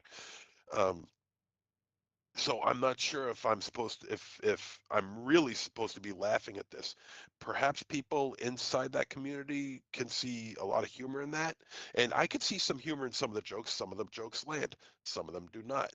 But the ones that do land, I question myself as to whether or not I should really be laughing at it. All right. Raven Shadow, how about you? First impression. Yeah, man. I mean, I think just to piggyback a little bit on what MZ was mentioning. This is a specific group in this that are the main characters. You could even argue that, I mean, not argue, but like Spinal Tap is taking the piss at the metal community. Airheads, same thing. Something that, if not all of us, I think definitely Wolfie and I, fans of the metal scene can see those jokes. I don't think there's anything in here that you shouldn't laugh at because they're jokes. I'm not into drag culture. I get it. It's a highly respected art form. It's been an art form that's been around for a long fucking time. Shit, there was a time when fucking women weren't allowed to be actors in Shakespearean plays. They would just have dudes play those roles. Kind of fucking weird. You know what I mean? Like, I'm like, why didn't you just have dudes? Why didn't you have women play the parts? That's a different story. But Right. But I mean, on one hand, quick glance, how different is this from zombie strippers, right? I mean, you can't put them in the same category. I think they're no. Yeah, I'm saying, Let's I'm put saying Jenna first. Jameson next to a drag queen. Okay. I'm just talking about the quality. This quality is fucking a whole different thing. Yeah. I'm just saying, what I'm trying to say is like, take a group, whether it's metalheads, stripper, zombievers, now zombies with and again, broad brush. This is this version of that. And I also struggle with, and we've seen a lot, we've discussed a lot of these films. How much comedy is too much comedy? Like if it's comedy and horror, I don't want the comedy to overshadow the horror. It's a slippery slope and it's a very tight rope. I think Ghostbusters, the original Ghostbusters, does it. Scotch. I was scared. Get her. I turned to my mom and said, "I want to go home." Shaun of the Dead is jokey bar shit until shit gets real towards the end. Do you really feel the zombies are a threat in this? I gotta say no. At all. I don't think, will characters die? Sure, but they're gonna laugh it off and there'll be another punchline, regardless of your demographic. we saw it in the Dave Grohl picture. Studio fairly 666. Yeah, it had touches of stuff, but at the end of the day, it's still the comedy is the more of the focal point, and I prefer more of the horror being the focal point with some levity. Um, I gotta say, as this movie progressed, the zombies I think were the weakest link, and I thought the characterizations and the friendships were the strongest part of this movie. And I feel that can transcend regardless of your, what do you want to call it, demographic, identification. I think there was things in here that anybody could gleam onto something. Mhm. You know what I mean? Yeah, yeah. All right. And so for me, actually, let me just check. I haven't looked at the chat. Let me just see if I missed. Okay, so I didn't miss anything in chat. For me, I actually thought this was kind of hilarious. And the reason, so this is satire. Like it is horror and it's satire, and it is a sort of interesting look at socio-political climate and what's going on in the world. And I thought that it was some great commentary, especially with all the zombies on their fucking phones. Like, we know that's this doesn't hold up to scrutiny if you hold it up to Romero, and we're talking about what real zombies might be like. These zombies are not scary. And I feel like that's on purpose. The zombies are almost supposed to be in the background of this movie, I feel. Right. Because it's just a commentary that everybody's a zombie, Right, absolutely. Yeah, so that's why I think it didn't really matter. They were a threat, but they weren't, like a threat like Romero, like George Romero zombies. And I think that's by design. But I think the biggest part about this, and one of the characters that I really loved was Barry, played by Quincy Dunn Baker. And I loved it because he was the outsider, right? He was the one that didn't know anything about this community. And as we go through the movie, he actually learns like kind of what's going on, a little bit about the community, and also he learns empathy towards the end. And he when there's that scene with Dre when he finds out the thing that she didn't know. I'll say I won't spoil it, but and that whole thing I thought was really well done. Like, and he was very sensitive about it, and they bonded. Like, it was a bonding moment, and I thought that for someone who was kind of on the outside and a little ignorant, he became a very compelling and likable character, I think. And he did have some very funny scenes with the fucking rat at the beginning. Oh yeah. He was the one that had the newscast he was listening to, or the podcast in the beginning, right? The one like straight guy, right? Yeah, Barry. Yeah, the plumber. Yeah, Barry. Yeah, plumber. I mean, how many like regular straight dudes are there in this? Like, I guess even one guy. He even said, yeah. So I can honestly say I've never seen a movie like this. This is a very unique movie in that regard. And even some of the commentary I thought was interesting with the first the first character who goes to the church. I mean, I thought that was a very biting commentary about like being in church. Well, yeah, so to speak, being in church, and just sort of like the irony of that, and especially because the church is so against, whether it be drag queens, or trans people or whatever, just against gender identity and fluidity and whatever. So I felt like that was an interesting commentary there. But yeah, I thought there was a lot of really good stuff in this, and the characters I thought were super likable, like Absolutely. very likable, like, and they all had flaws that, that, like, for instance, like I liked the arc of Sam and Dre, like it wasn't super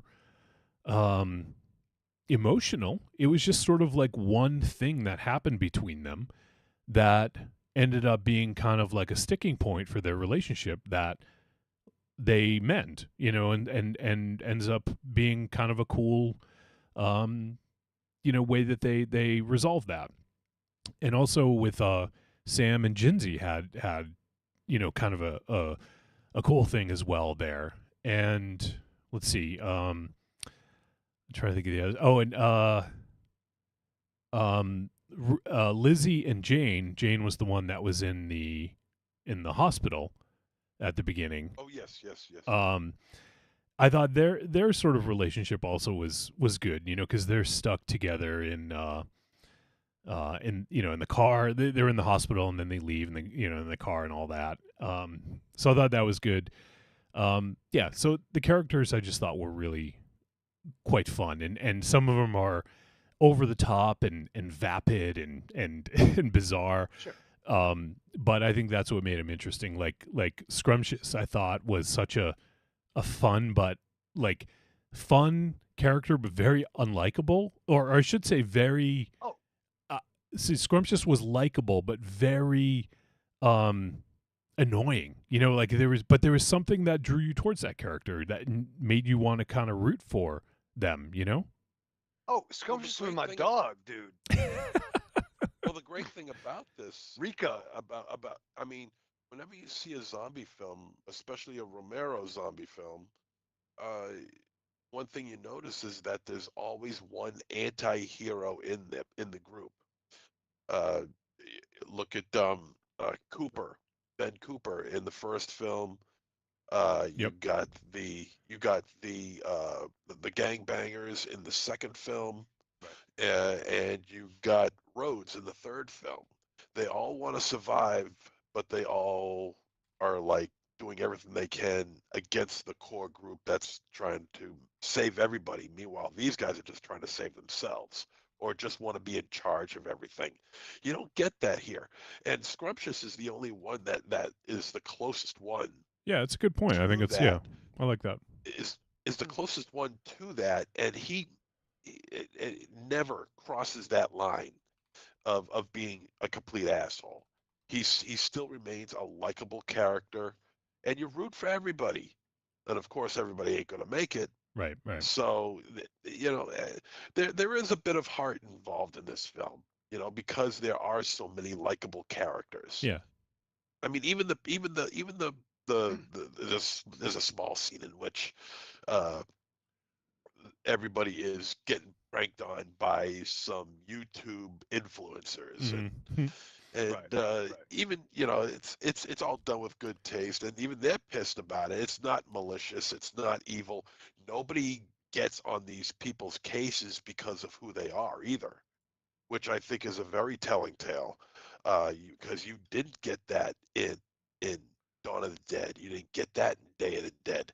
They were very malicious and evil and repugnant about going after people who are not like them. And you never see that in this film. Even the people who are not like them accept them for who they are. Yeah. And which is great. It's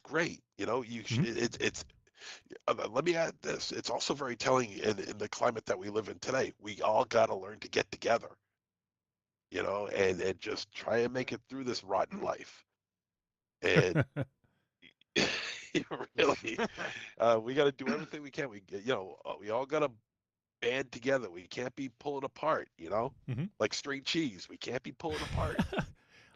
I thought the way they executed this was pretty good, because there's a lot of characters in this. It's definitely an ensemble piece, but I feel like they introduced them at a good rate. Like I never didn't know who a character was necessarily, and I feel like we got enough interaction between them there wasn't any characters that really didn't get enough interaction. I don't think I loved having new characters kind of join the fray. Like when Margaret Cho's character of Pops gets introduced, like that threw me for a fucking loop because that's another kind of character we hadn't seen before in this. And Right. she was that fucking scene when they come in on the fucking scooters was fucking killing me. Right. That was so Or good. even the way they introduced Ray, like what the fuck, and she's The coming balloons, up with yeah. balloons and shit. You know Oh, what I mean? I got to talk about. There's one scene. The scene in at the other party. I can't remember what the name of the drink was. Like glitter bomb or something. Was that it? Oh, the vodka, the Yeah. glitter. Oh, yeah. Something like that. It was a dope name. It was a cool name. It might have been glitter. Did you say MZ?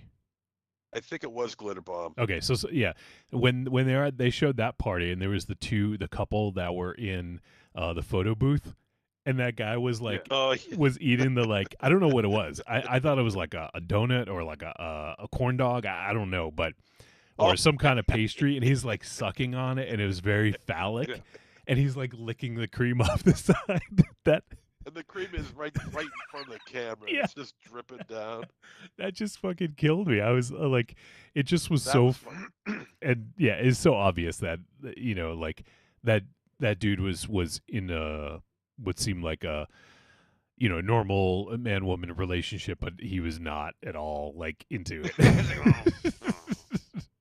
So I thought that was really fucking hilarious. There's some really funny stuff in this, and some of the way that they like kind of corralled the zombies I thought was really funny with like the stools or there was another one. What was it? I forget. They used some interesting things to corral them. And then also the fucking fight scene at the end. Well, the denouement Yeah. is the fucking masterpiece of it. Yeah. Is okay. They get all geared up. Like, we got to get get into the club so we can make our escape. Like, come on. It was good. Pretty fucking good. Yeah. You know what I mean? Did you like the trash can top that looked like a bedazzled Captain America shield? Shield, yeah. You think that wasn't lost on me, dude? Yeah. Like, yeah.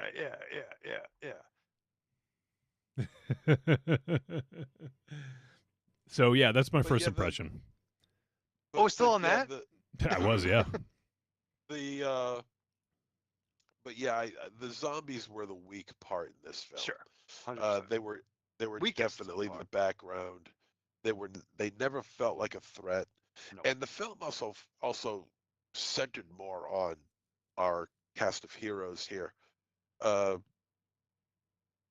That they were so colorful and so vibrant and so over the top that they needed to have more screen time, because once you put the zombies in the frame with them, it really dips down. The enjoyment level, I think, really goes. It really takes a nosedive. The zombies in this film just don't do anything for me. That's the idea of them holding their phones and them being a zombie on top of a zombie, because we're all zombies. We're all connected to this fucking thing. Right. But to have the zombies doing that, I get the socio message that it's sending. Mm-hmm. But also at the same time, whenever I see the zombies, it just my interest level just sinks like a rock. Yeah. There's just nothing there for me with those zombies. I am more interested in watching our cast of heroes. They're fun, they're entertaining, they're colorful, they're likable, they're affable. I mean, they're constantly moving, they're constantly active. They're constantly doing something, so it's not like they're just sitting around waiting for something to happen. Everyone is always doing something, but it's not to the point where it gets confusing. You know who everybody is. So I I like that part of it, but once those zombies hit the screen, my interest sinks. And I've never had that done to me before. Right. Yeah, and that's fair. You didn't want the zombies to show up. Just about.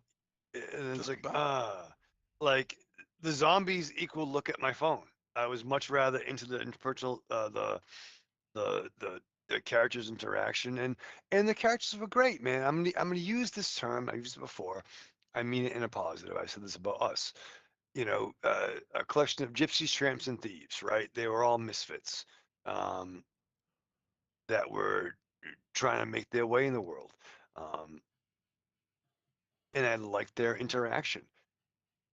Again, zombies when they showed up, okay, kind of fucking lame until the end. And I think Zombies, tramps, and thieves. zombies, tramps, and thieves, and it's almost pretty smart for Tina Romero. What's the last name again? That important last name. To like take the piss out of her. If this is her first feature, I'm gonna go all in on the zombie shit, but I'm gonna flip the script on it a little bit. I'm still gonna do a modern telling of race commercialism. You could argue with this one an indictment on modern technology, right? Through a LGBTQT, lens. Um, but I think it was the characters that were the strongest part of it. Again, also detrimental where you're making a horror film. It's not a comedy. So it's not perfect in that regard, right? It doesn't. Right. I think what it achieves. Okay. I was just gonna say, I feel like you have a little bit of a hang up on horror comedies. I do though. I know. But am I wrong though? Yeah, you are. I mean, you're not wrong, but that's just your opinion. It's your feelings. But like, you can have horror and comedy in the same film. It's okay. I'm not saying that's bad. I'm just saying though to really jive, to really define the comedy and the horror. Like I was never scared at this. Right, because you're not really supposed to be. Yeah, this is a comedy with horror tropes. Right. Return of the Living Dead is a horror comedy. Yeah. The horror and the comedy are equal. This is comedy horror if you want to like put one before the other, Right. Yeah. Right. Is Evil Dead 2 one of the fucking greatest horror movies of all time? 110%. That's horror first. Right. Yeah. But again, it's just that line. Again, Shaun of the Dead. That's comedy it first, got I think. real at the end.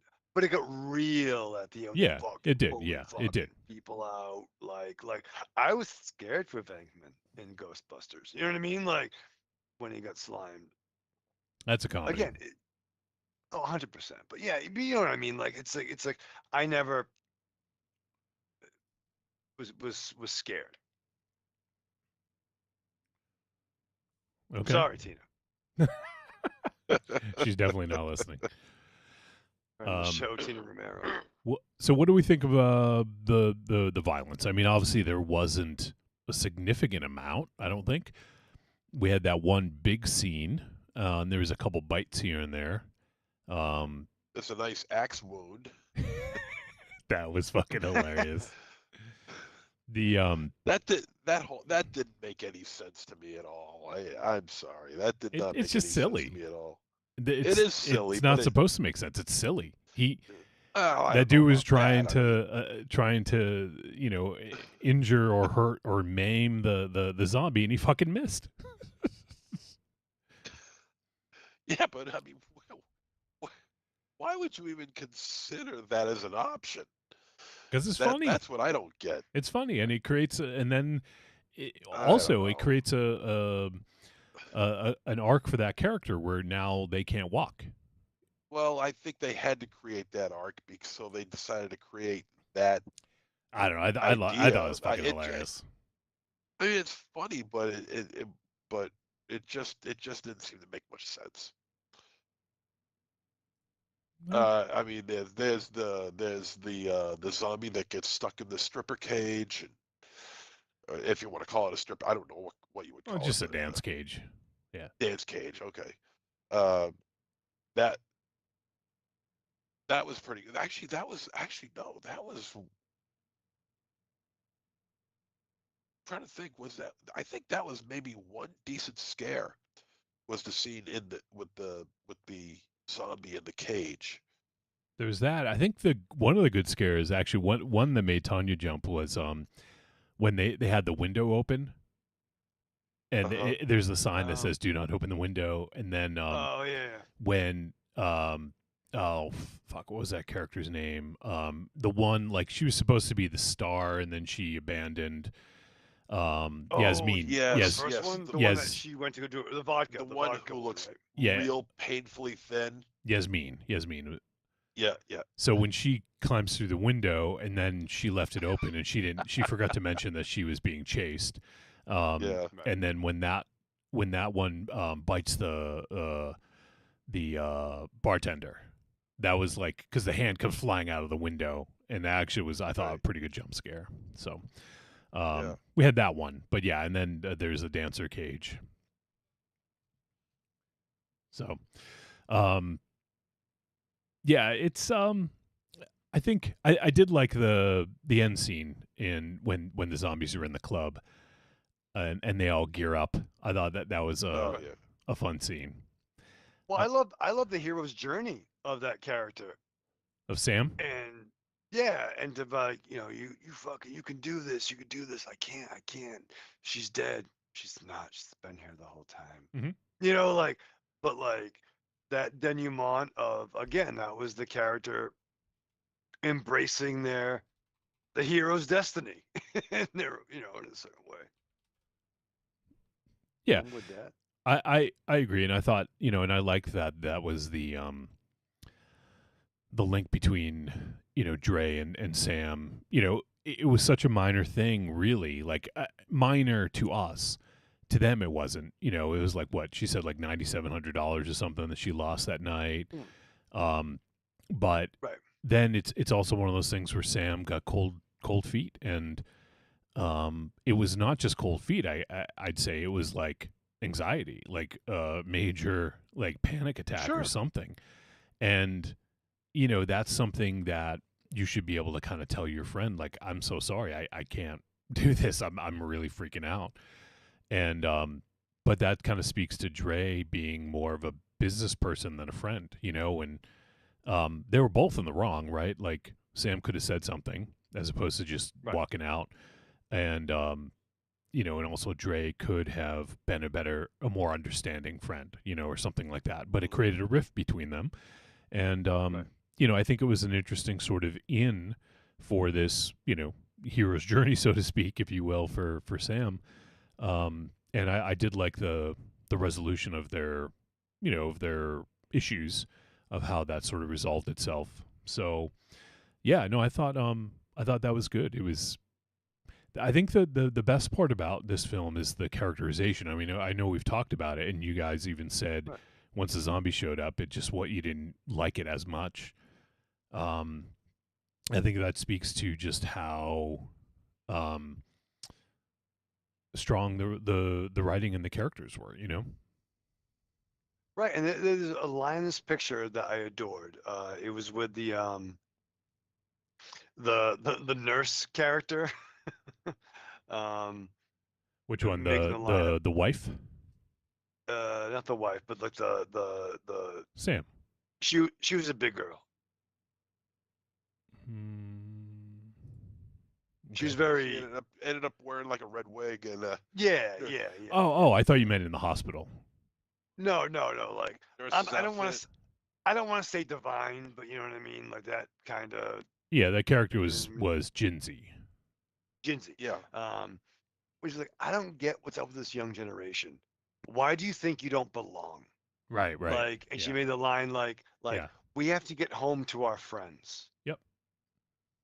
Like, and that resonated for me, regardless of status or whatever, or being a fan of the X-Men. That related to me, being, you know what I mean, being a fan of just misfits. Get home to your friends. Like, Right, why right. do you think you don't belong? You fucking belong. You know, and that could be any community. You know, a community that I'm not necessarily familiar with, the metal community, the horror community, comic community can be a lot of fucking assholes. Comma, community. Stop being assholes. You know, but you know what I mean? Like, it just that resonated. Like fucking, let's get our friends safe. Yeah. Let's fucking do that. You know. Yeah. Let's see here. I want to try to wrap this up in a few because we got another film to talk about still. Anything else that jumps out to you guys? Oh, the score. Blitz Berlin did the score, and they have done a lot of Steven Kostansky stuff. They did Deathstalker and Psycho Gorman, and yeah. So I really like Blitz Berlin, and I thought this was a good score. Yeah, I thought the score was fun. I thought the music was fun. You know, I had no problem with the score at all. I like that song at the end, the axe. Yeah. I can't remember how it went now. Shit. It was that line from Kelsey's character where she got hit with the axe. Yeah. Oh yeah. Let me see if I can find that. Because I thought that was really fun. Let's see. But while you're looking for Yeah, it, yeah. there was one part of the score that I want to bring up, and the scene where the nurse seat shot. You know what I'm talking about? There's a back seat shot. Oh, that was where a dope where shot. they're in the car. Oh yes. Okay. You got the nurse driving, and you got her patient, I guess you could say, in the passenger seat. It's a back seat shot. Camera's in the back seat, and there is a small bit of score from Day of the Dead in that movie. Okay. If you watch that scene, you'll hear it. I heard. I'm like, oh shit, they got some Day of the Dead in there. That's sweet. Oh, speaking of Day of the Dead, there's a couple. There's some quotes. There's a couple references here. Yeah. Obviously, they're coming to get you, Barbara. We heard that, and I could have sworn there was a line. There was from Dawn of the Dead when there's no more room in hell. There's an app for that or something, right? Like Yeah. And I thought there was one other. I thought there's something from Day of the Dead, but I'm trying to remember now what it was. Do you guys remember anything else from it? Those are the two that stood out when they're on the scooters and shit. When there's no room in hell, there's an app for that. Yeah. Yeah, I thought that was pretty funny. I don't remember the Day of the Dead one. Can't remember the Day of the Dead one. Yeah, I might be wrong too. I thought there was one, but let's see. Anything else you guys want to bring up, or you want to head to the verdict? Let's go to the verdict. I can wrap up my shit in the verdict. Yeah. All right. Trick or treat, baby. I wonder if people would say you're a trick or a treat. Trick or treat, motherfucker. All right, verdict time. I'll let you know whether Queens of the Dead was a trick or a treat, and any final thoughts. MZ. Well, there is a lot to like here. There is some questionable on my end about how I feel some of the jokes land and the reaction to those jokes. It is satire, you know, but I think it just feels like it's more it's satire towards the LGBTQ community, but I think it's also a satire on zombies because. Well, it's not, I don't think it's satire towards the community. It's satire towards the way they're perceived, the world. Well, that's what I mean. That's what I mean. Okay. That's what I mean. Even though they're not looked at as, they're not hated on or anything like that. Well, which is a good from some people, but not in this. Down. Yeah. No, in this film, there's just none of that. Right. Everybody In the that framework comes of the into this film, movie in the- is in that spectrum of the community. But I also feel like that there's a satire on zombies as well, because I just never felt any tension, any fear, or anything like that. Not that there should be, because this is a comedy first. But you got a dead film, you got to do something with that. I mean, even Shaun of the Dead, Return of the Living Dead, the zombies were threats. Even your weakest ass zombie film made by Joe Schmo out in buttfuck Arkansas, making a film with his phone. Can make good tax breaks. It can out in make bumfuck better Arkansas. and more effective zombies than this. It is, after all, they are part of the they are part of the plot. They're part of the fucking title, for Christ's sake. But I mean, the more we've been talking about it, the more I'm seeing the light a little bit. But all right, so I was originally gonna give it barely a trick. I'll tune it up to a tepid treat. That it is worth a watch, but don't expect miracles. There are growing pains involved here. Sure. But you'll probably get more out of it than I did. But that's how I feel. So I'm gonna bump it up to a tepid treat. All right. Before you go, Raven Chat, I think I found the song. Let me just see here. All right, here it is, I think.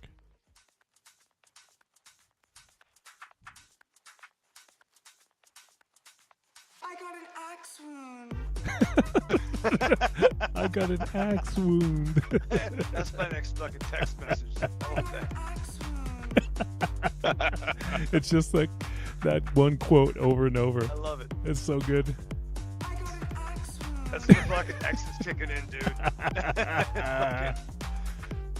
Oh, before you go, Raven Shadow, there's one other thing that we hadn't mentioned really but the zombies in this, it's interesting because they sort of get a bit of a glow up, right? There's like kind of like glittery, shiny like makeup that they use. Green. Yeah. I love when the one bit the fucking one person in the ass and came up with a mouth of foam.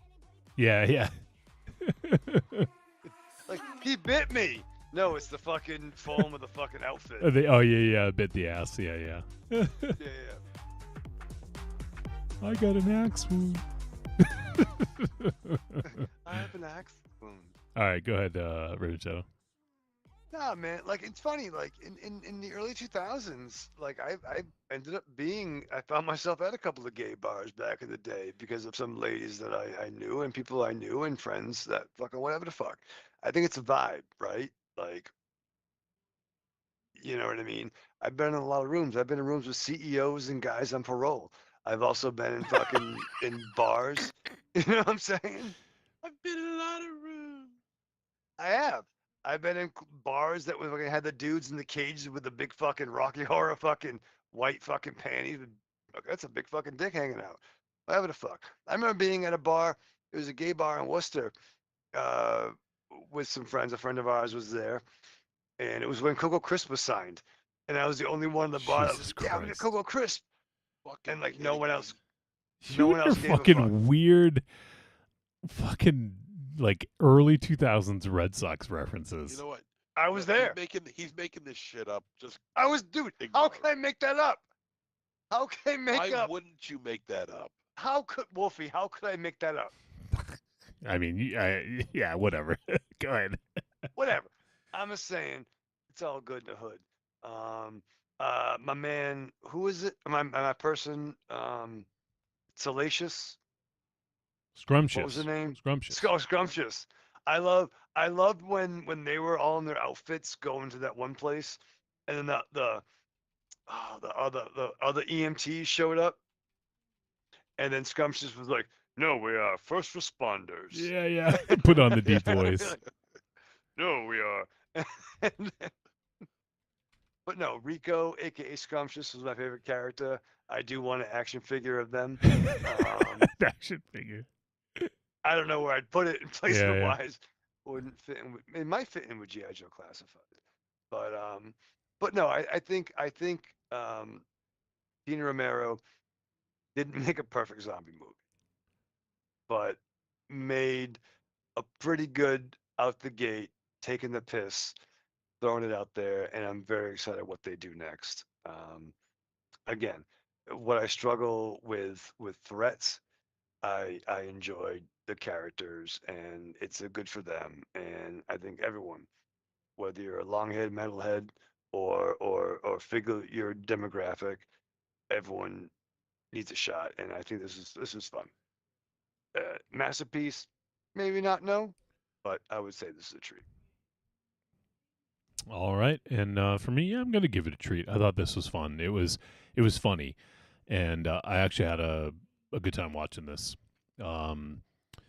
So yeah, I would definitely say treat for me, and I'm super curious to see what Tina Romero does next. I obviously, like doing something from from Dad's toolbox is.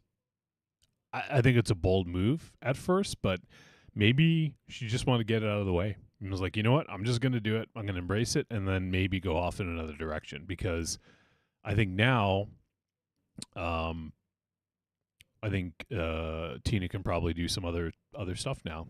She did the Of the Dead film, and now she can branch out. And obviously, some people probably saw this as. I hate to use the word gimmick because, fucking Raven Shadow, but if you're going to say it without. I know. I think some people might have thought this is a gimmick because it's a Romero doing an Of the Dead film. But if it was, I think it was a smart decision to get it out the door first. And then, you know what? Like, maybe she doesn't have to do any more Of the Dead films if she doesn't want to. If she wants to, go for it. But, I think I'd like to see her explore more sort of social commentary, because clearly she has a unique angle on it. So I think I'd like to see that and see her do her own thing as opposed to sort of doing some kind of continuing her dad's work. It'd be nice to see her take her own path. But this was good. I had fun with it. It's not a great zombie movie. But it's a good. Fun movie with good characters and some good social commentary. So, yeah, so a treat for me. All right, well, let's roll right into the next one. What do you think, guys? Keep rolling. What? All right, so let's move into the next film, and we're going to talk about The Wailing from 2025, or technically 2024, I guess, because of Saw festivals. But yeah, it's also the original name is El Lanto, and this is a Spanish. Well, I guess Spain, Argentina, France, Argentina. But, yeah, mostly in Spanish, and it is directed by Pedro Martin Calero. And it is 1 hour 47 minutes, written by Pedro Martin Calero and Isabel Peña, and the film stars Esther Exposito, Matilda Olivier, Melina Villa, Jose Luis Ferrer, and yeah, this is a bit. It's an anthology, so I'll just cap it there because there's a lot of people that are in this, and I don't want to butcher their names too much. The synopsis, very simply put, a group of young people inadvertently resurrect a seemingly invisible evil. And it is referred to as a supernatural horror drama. And this is available on VOD right now. So if you want, you can check it out on Amazon Prime or Apple TV or wherever you get your VOD. And if I'm not mistaken, I believe this also is a first-time feature from the director. Yeah, it is. So previously he has done some music videos and shorts. Yeah, he actually did a music video for the band or artist The Weeknd, which, I mean, he's a pretty fucking huge artist. But yeah, did song video for the song Secrets. And yeah, this is his first feature film. And yeah, let's dive in. So MZ, go ahead and let's hear your first impression. Yeah, I didn't know what to expect from this film because I didn't hear too much about it from before. This one kind of took me by surprise a little bit because it's strange. Man, how do I put this? It leads you down a road that you think you're not going to go, and then not only does it do it once, it does it twice. And I was like, all right, this is an interesting, novel approach to a somewhat familiar story. But I'm like, wow, the daring on this director to pull off what he was trying to pull off was interesting. I think it was well done. I mean, you got your it's really hard to talk about this in full without spoiling something because this one Yeah. is really this one has layers, and they're much more than they're not hidden either. This is a much more prominent and in your face layering than I've seen before. I really don't know how to put this one into words without spoiling anything. To be perfectly honest with you, um, you got this girl who I really don't know how to do it because Yeah. I'm honest here because I've been thinking about it about how to talk about this one without spoiling anything, and I can't do it. This one is going to be really difficult for me. All right. Well, let's continue on, and we'll see what Yeah, we can. maybe I could write off one of you guys. I don't know. You want to write off of Raven Shadow? Yeah. All right. Raven Shadow, how about you? First impression. So yeah, first impression is that it followed a trend in recent films where I'm like, what the fuck? You know what I mean? Like the first 30 minutes, I'm like, I don't give a fuck.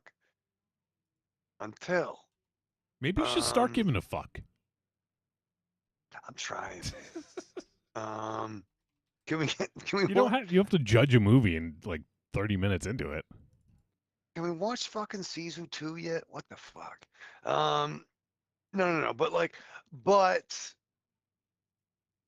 I'm like, all right, is this movie gonna be all fucking texting, fucking laptop kind of fucking movie? You know what I mean? Like, this movie did a lot with texting, right? Texting became a thing, and it did a.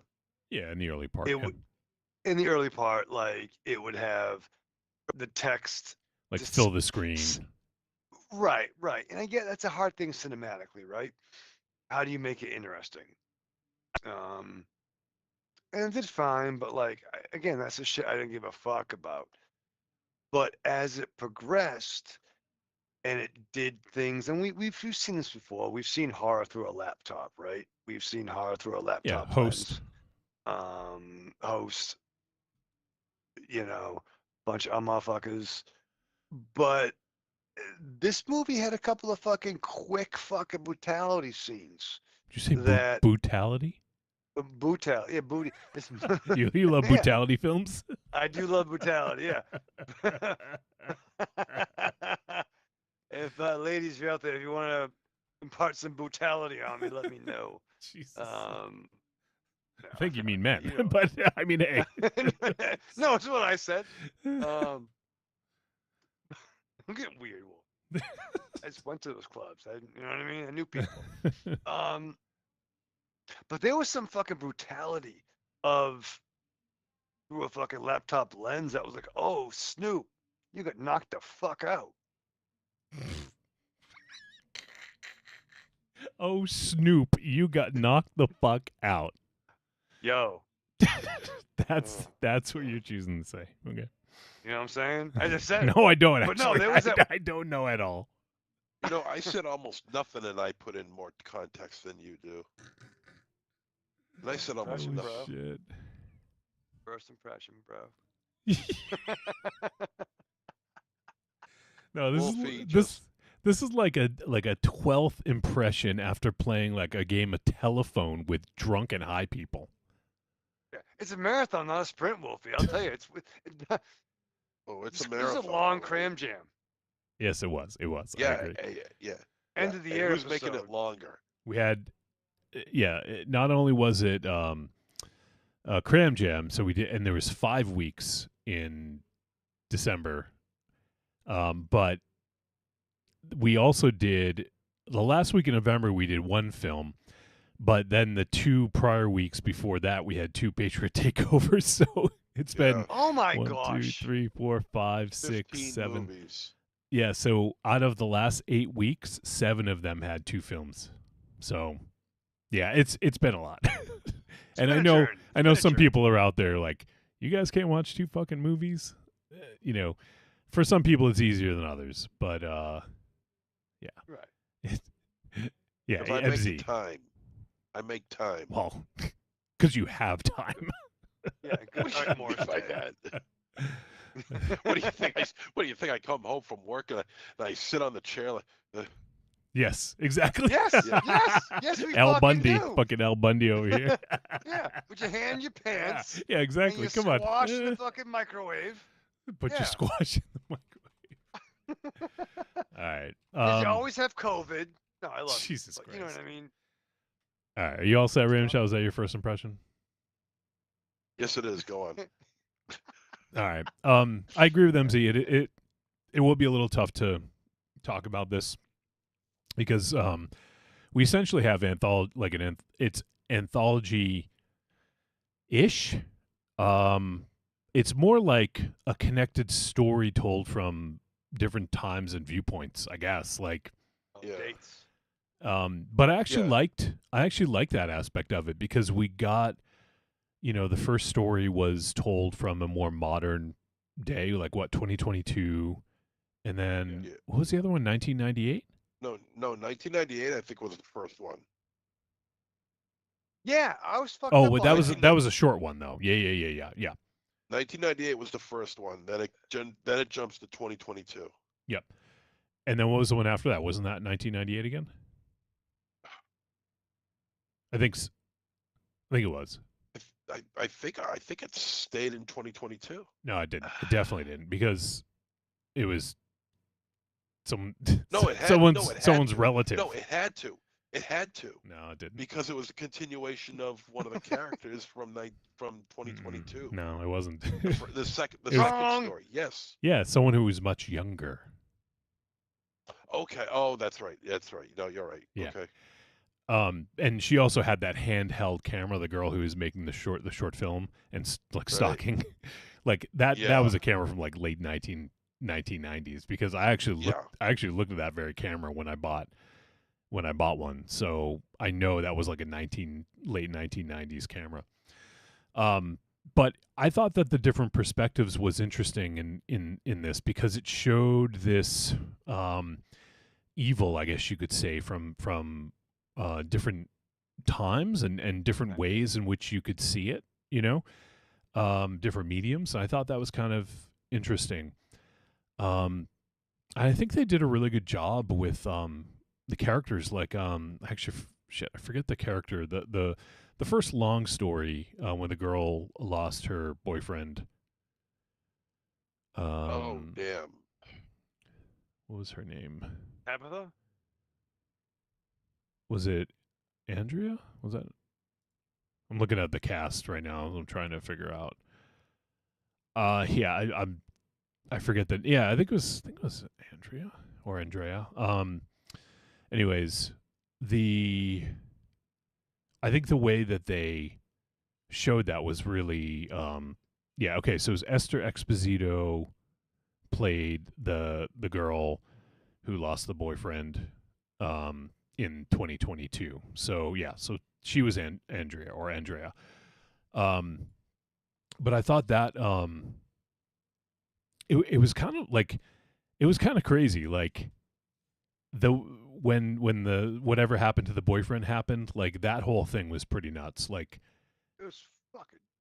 Yeah. kind of brutal, and also like she was in a library watching it, right? Like that. I thought that was a really interesting scene the way they did that, and no one was like like just seeing how like completely unaware Unhinged. or yeah, like people were just like no one cared that something huge happened to her. It was just like, you're annoying us. It was the equivalent of a car alarm going off Right, at right. 9 in the morning. Right, And exactly. this woman is fucking experiencing a fucking trauma. Yeah. That like that was cinematically shown fucking pretty fucking brutal. Yeah. Yeah. And even in the beginning, that opening scene, even though like there was like some like flashing lights and it was really dark, like that there was some brutality in there too. Sure. But yeah, I thought that it was really it just interesting the way they told the story, and I thought that's the thing I liked about it most. I think is how they told the story and how it affected these different characters and how it all kind of ties together. And it did have a good sort of creep factor to it throughout, I think. Oh. Yeah, there was, especially when in the first like long story, when she was looking through the camera roll, like looking through her photos, and then notices something in them, like that was pretty fucking creepy, right? And then there's that scene where she's holding, like, constantly looking through her phone, like I thought that was like just that was just pretty creepy, just having to do that, and you knew something was going to happen, right, when she was kind of falling asleep. Yeah. So I thought that was well executed, because I'm not huge. I think we've all talked about this. None of us are really huge into like tech horror where things happen on screens, purely on screens, unless it's like like The Ring or something like that. That's different, I guess. But in this, with modern technology, I thought it was a good usage of that and a good way to show modern technology in a way that makes it kind of spooky, Right, like fucking Satan shouldn't have a fucking OnlyFans. You know what I mean? Like No, he fucking- should actually. He should. It'd be fucking dope, probably. It would be. You'd subscribe. I'll contribute $6.66 months, 66 That's cents a month. yeah. That's the contribution you have to make, 666. Yeah, you have to, right? Whatever's in your means. It could be 600. It could be $6. Yeah, that's. I guess that's pretty much all I got to say. We can get into some more detail. It will be a little difficult to talk about this one without spoiling too much. But yeah. Anything else you guys want to bring up? Anything specific you want to bring out about this flick? I guess just with the technology, this probably has one of the most creepiest going to beds, fighting to stay awake and going to bed scenes. Yep. And then what happens when you close your eyes? Yeah. Was creepy as Fizzuck, dude. Yeah, that was one of the standout scenes in the early part anyways. I thought that was really good. Yeah. But also, I mean, there is a creep factor that also entails the girl with the video camera. I mean, oh yeah, here she is, sure. constantly, as a strong creep factor. Even though she's a likable character and you sympathize with her because here she's trying to make a movie, right? And her creep factor involved, because she's got that I guess it would be a college course on filmmaking, mm-hmm. and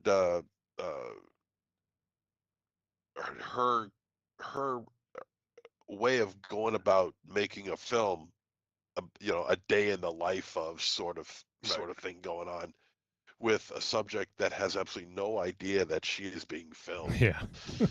That is just, I mean, even if your intentions were good, where here they certainly are, that is not a good way to go about doing it. and then No. actually befriending that person afterwards. It's it's interesting. It dares to go there. I will say that it dares to go there, and and at some point we get to see her three-legged boyfriend. So That's 2 weeks in a row, right?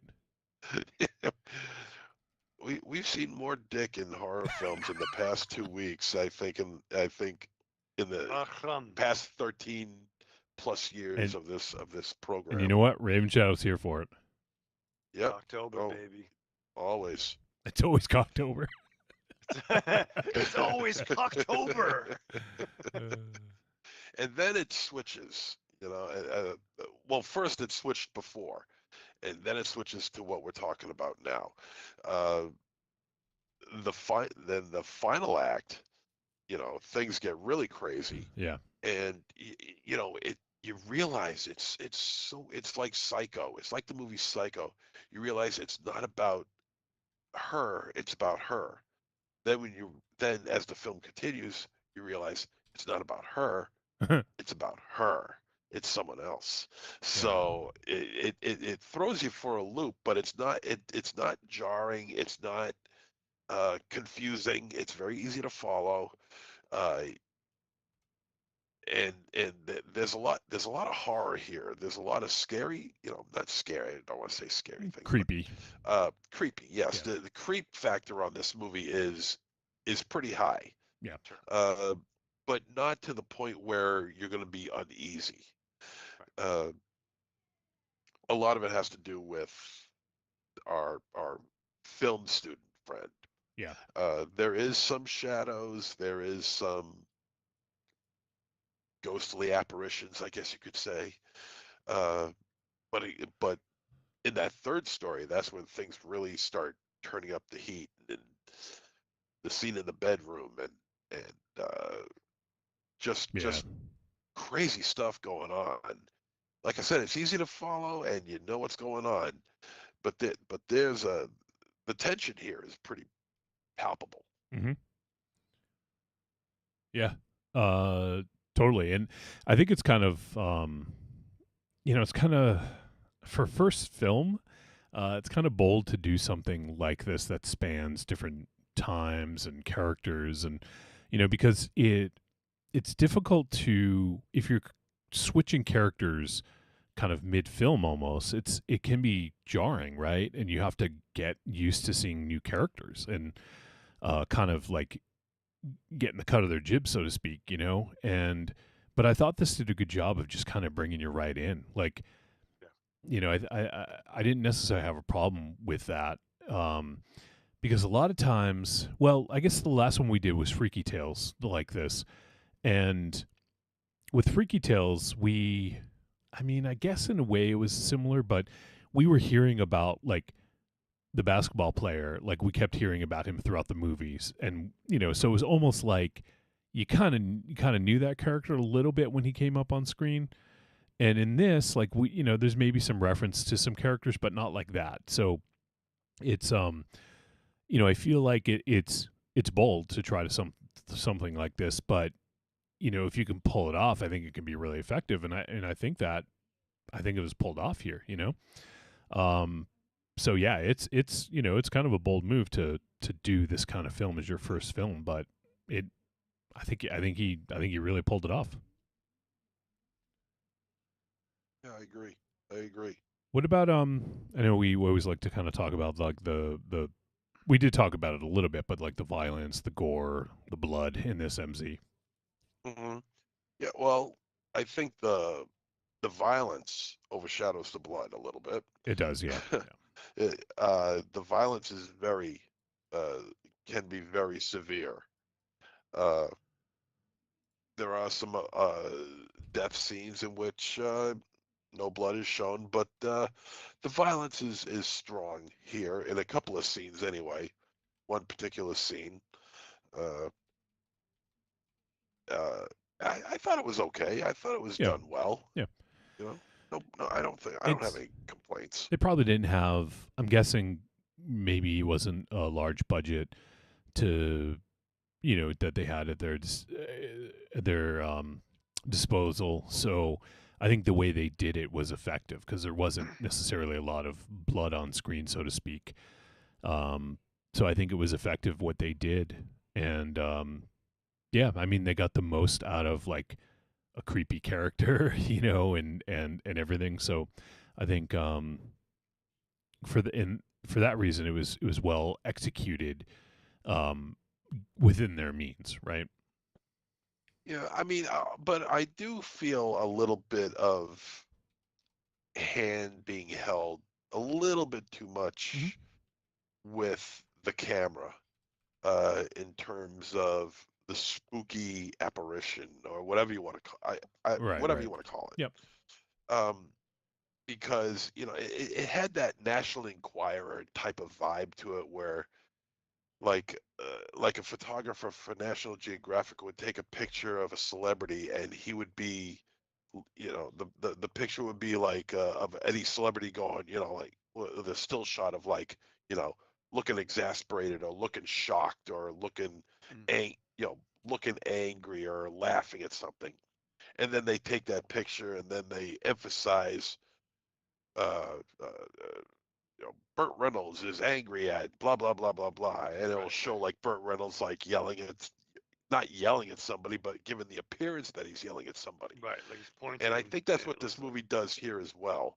There were too many times where there was a lot of freeze framing of a video, and there's a person looking at or just being in the same vicinity of the person who's taking the camera shot.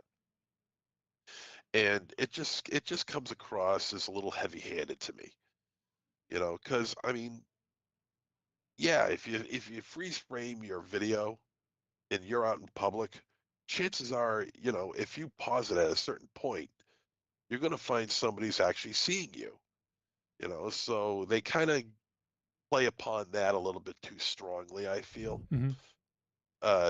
And I think they're trying to build on that. But the tension that they build on that is pretty good. I just think the way they go about it is a little heavy-handed. All right. Yeah, I mean, I can kind of get with you on that. Let's see. I'm trying to think if there's anything else we can really discuss. I do want to start to wrap things up too. So, anything else you guys can think of? Not really. All right. Well, let's do the verdict then, and we'll wrap up. Trick or treat, baby. I wonder if people would say you're a trick or a treat. Trick or treat, motherfucker. All right, it is verdict time. Let's tell the folks what we thought of The Wailing, starting with MZ. I thought this was well done, in spite of my negative views of it, being the camera shots and everything like that. I thought this was a well-made film, especially for a first-time director. It's got layers. It's interesting. It keeps you guessing as to what's going on. The story just keeps moving and moving and moving. There's good violence involved. I think the performances were good. Yeah, I gave this a treat. It's a treat. Check it out.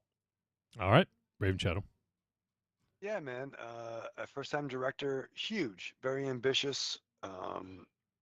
Did they succeed? Yeah, I think they did. Is it going to make my top 13? No, not at all. Spoiler alert. Spoiler alert. But it's not going to. But I'm definitely down with what this director does next. Again, I think the visceral brutality moments, the few there were pretty impactful. And again, pretty ambitious first effort. Masterpiece, no, but check it out if you like Venezuelan French horror anthologies. Yeah, big question mark on the anthology. It's not really. Right. Question mark. Yeah, it's one of those Interconnected story. Yeah. And you can't even really call it non-linear because it's, Right. it's not the same time. It takes place in different time periods. So, all right, for me, yeah, I would say this is a treat. I think it's a well-made movie. It is creepy at times, and I think it has a lot to say, but that's part of the thing is we can't really talk too much about it without getting into some spoiler territory. But I think that there's some definitely some generational stuff going on here, generational trauma, and but I think ultimately is a successful effort. It's a good movie. It's well made, very creepy at times, and a good effort. I definitely would be looking forward to seeing what this director does after this. But let's see here. So yeah, it is on VOD if you guys want to check it out, The Wailing. And looking forward to Pedro Martin Calero, see what he's up to next. So all right, well there you go. Those are our thoughts on The Wailing, and that puts a cap on 2025. It puts a cap on December double feature Cram Jam.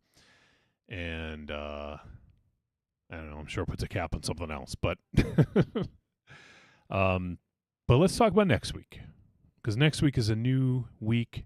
It is a new year, and we have one film to talk about, Raven Shadow.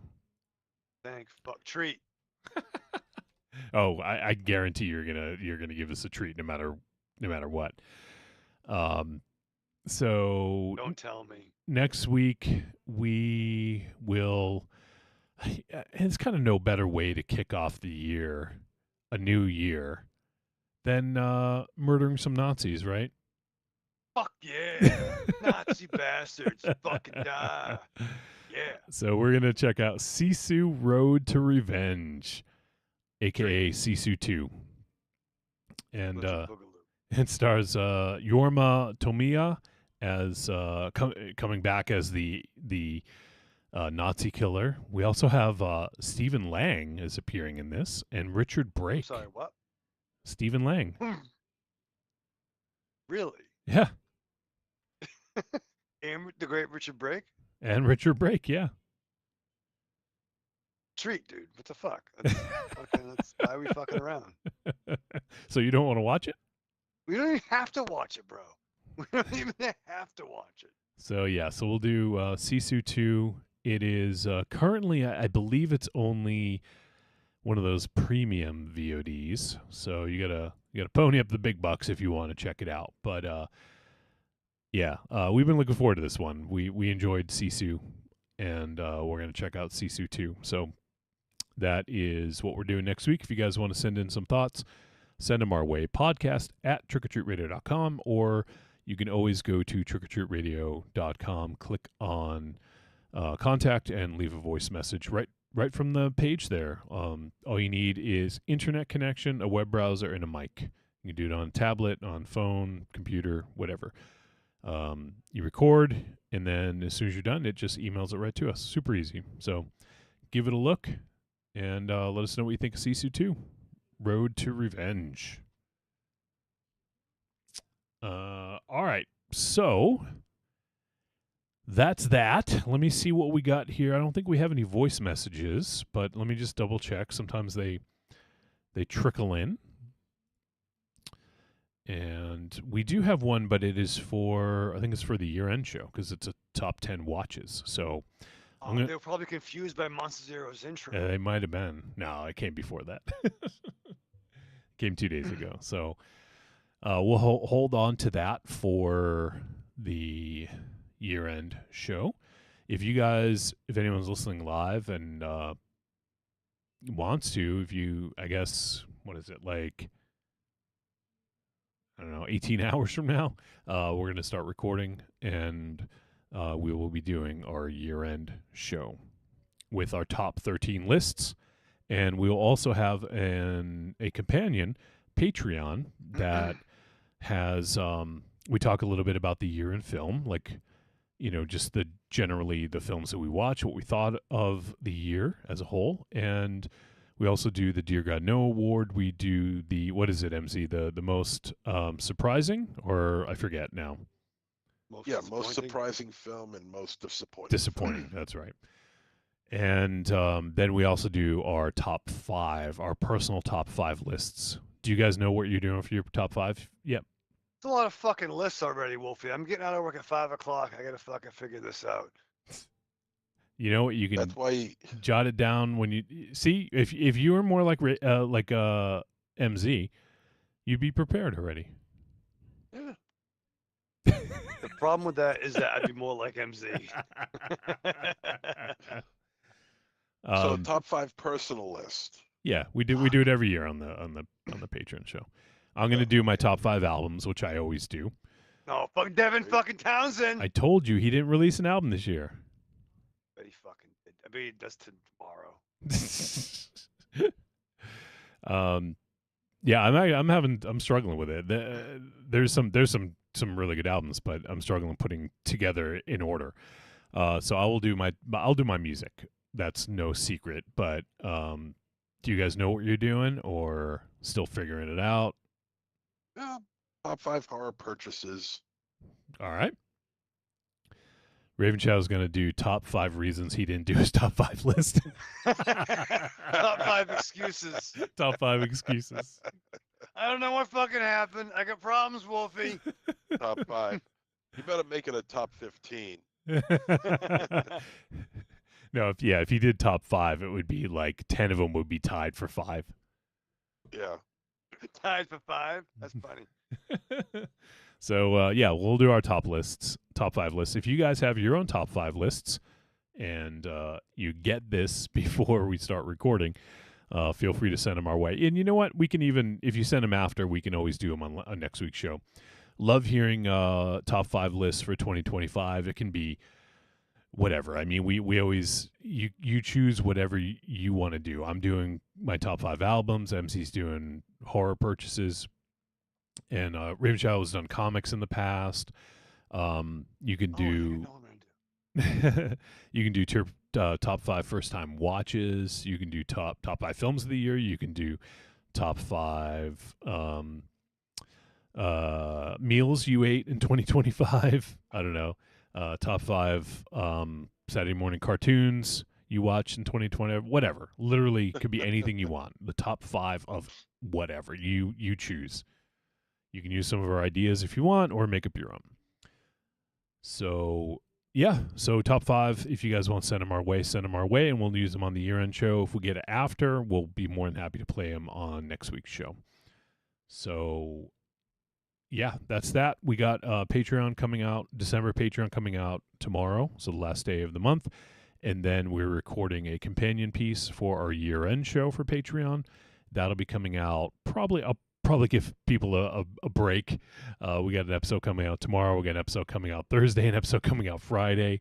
So we'll probably give it a few days, and we'll release the January Patreon sometime next week probably. So keep a lookout for that. And as always, if you guys want to send thoughts, feelings, anything our way, send them to podcast@trickortreatradio.com. And please feel free to leave us a review on Apple Podcasts, on Spotify, wherever you listen, on YouTube. And we actually have not gotten a 5-star review in a very long time on Apple Podcasts. I would love to see a recent one. So if you haven't given us one, please, because, the algorithms are what they are. And if we don't get any new reviews, we fall down the list. So it'd be super helpful if someone wanted to give us one. Yeah, Corny. Or what several the fuck? of Lunk, you. You're in the back. I'm Come sure. on now. I'm pretty sure Corny has given us one already. I Do think. another one, Corny. Well, he can't do more than one. He'd have to create another account. Change this fuck. Corny, create another fucking account. Jesus Christ. All right. Anything else you guys want to say? I know we're doing a year-end show, so we can leave any year-end messages. But anything else you guys want to add? Not really. Not really. All right. I'll check the chats here real quick. I think we are pretty much good, though. All right. Check YouTube, and that's the last thing. All right. I think we're clear here. So, yeah, it probably doesn't help that we didn't message out that we were doing Tuesday again. But next week, let's do Wednesday next week, and then we will talk about when we want to do the show moving forward, whether it be Wednesdays or Thursdays. So Thursdays are now available to me if they need to be available. So Thursdays. We'll Thursdays, yeah. You guys like Thursday better? Hell yeah. Okay. Why? Why is Thursday so much better? More time to watch the movies. That's not what IMZ. That's why you like it. I'm gonna speak for MZ. You know what, Raven Chow? No, please don't speak. It's actually not more time because if we do it on if we do it on a Wednesday, then we review, then we do the next show on a Wednesday. If we do the show on a Thursday, then we do it again on the Thursday. It's the same amount of days. It's only going to count for this upcoming week. That's why. Right. Yeah. He just wants that one extra day, 1 week. Well, 2 extra days actually. In this case. So in this case, yeah. So what's better about Thursdays for you, MZ? Because it's That's Friday. Show and then next day is Friday. Okay. And it's an easy I day. do like that. That does fuck me up because I was so used to being on the Thursday schedule, and then I had to go to a work job, and I'm like, fuck, I got another fucking day of this fucking bullshit. You know what's funny is I thought I think it was Friday, this past Friday. I thought it was Sunday because we did the show all fucking weird last week, and I was like, what the fuck? It feels like Sunday. Obviously because I'm off too, so that was part of it. But yeah. Yeah, between the day offs, the holidays, the various fucking shows, and the drugs and alcohol. I don't fucking know what day it is. All right. Well, we shall talk about it. Let's do for next week though. Let's do Wednesday, just because that's that's easy. We can, and then we'll talk about it moving forward from there. All right. All right. So that is going to do it. So let's say our goodbyes, starting with MZ. Arrivederci, douchebags, and Arrivederci, the biggest douchebag of all, 2025. That is true. Yeah. All right, Raven Chow. We've only just begun. Live fast, love hard. Enjoy the guilt. You said that really quiet. Are you embarrassed about enjoying the guilt? No, dude, I wear it on my sleeve, dog. Say it louder. Say it prouder. Live fast, live hard, enjoy the guilt. There you go. There you go. Don't scare Chloe. Sorry. All right. Well, that is going to do it. So appreciate you guys tuning in to episode 701. And end of 2025, even though this episode's coming out on January 1st, 2026, it was recorded and streamed in 2025. Therefore, it is 2025. December is done. December double feature Cram Jam in the books. We have watched, I think, 67 films this year. And we'll do our top 13, and that'll be coming out on New Year's Day. So keep an eye out for that. And, next week, Sisu, Road to Revenge. Sisu 2, give it a watch. Let us know what you think. Podcast at trickortreatradio.com. And that's going to do it. We'll see you guys next week. See you next year.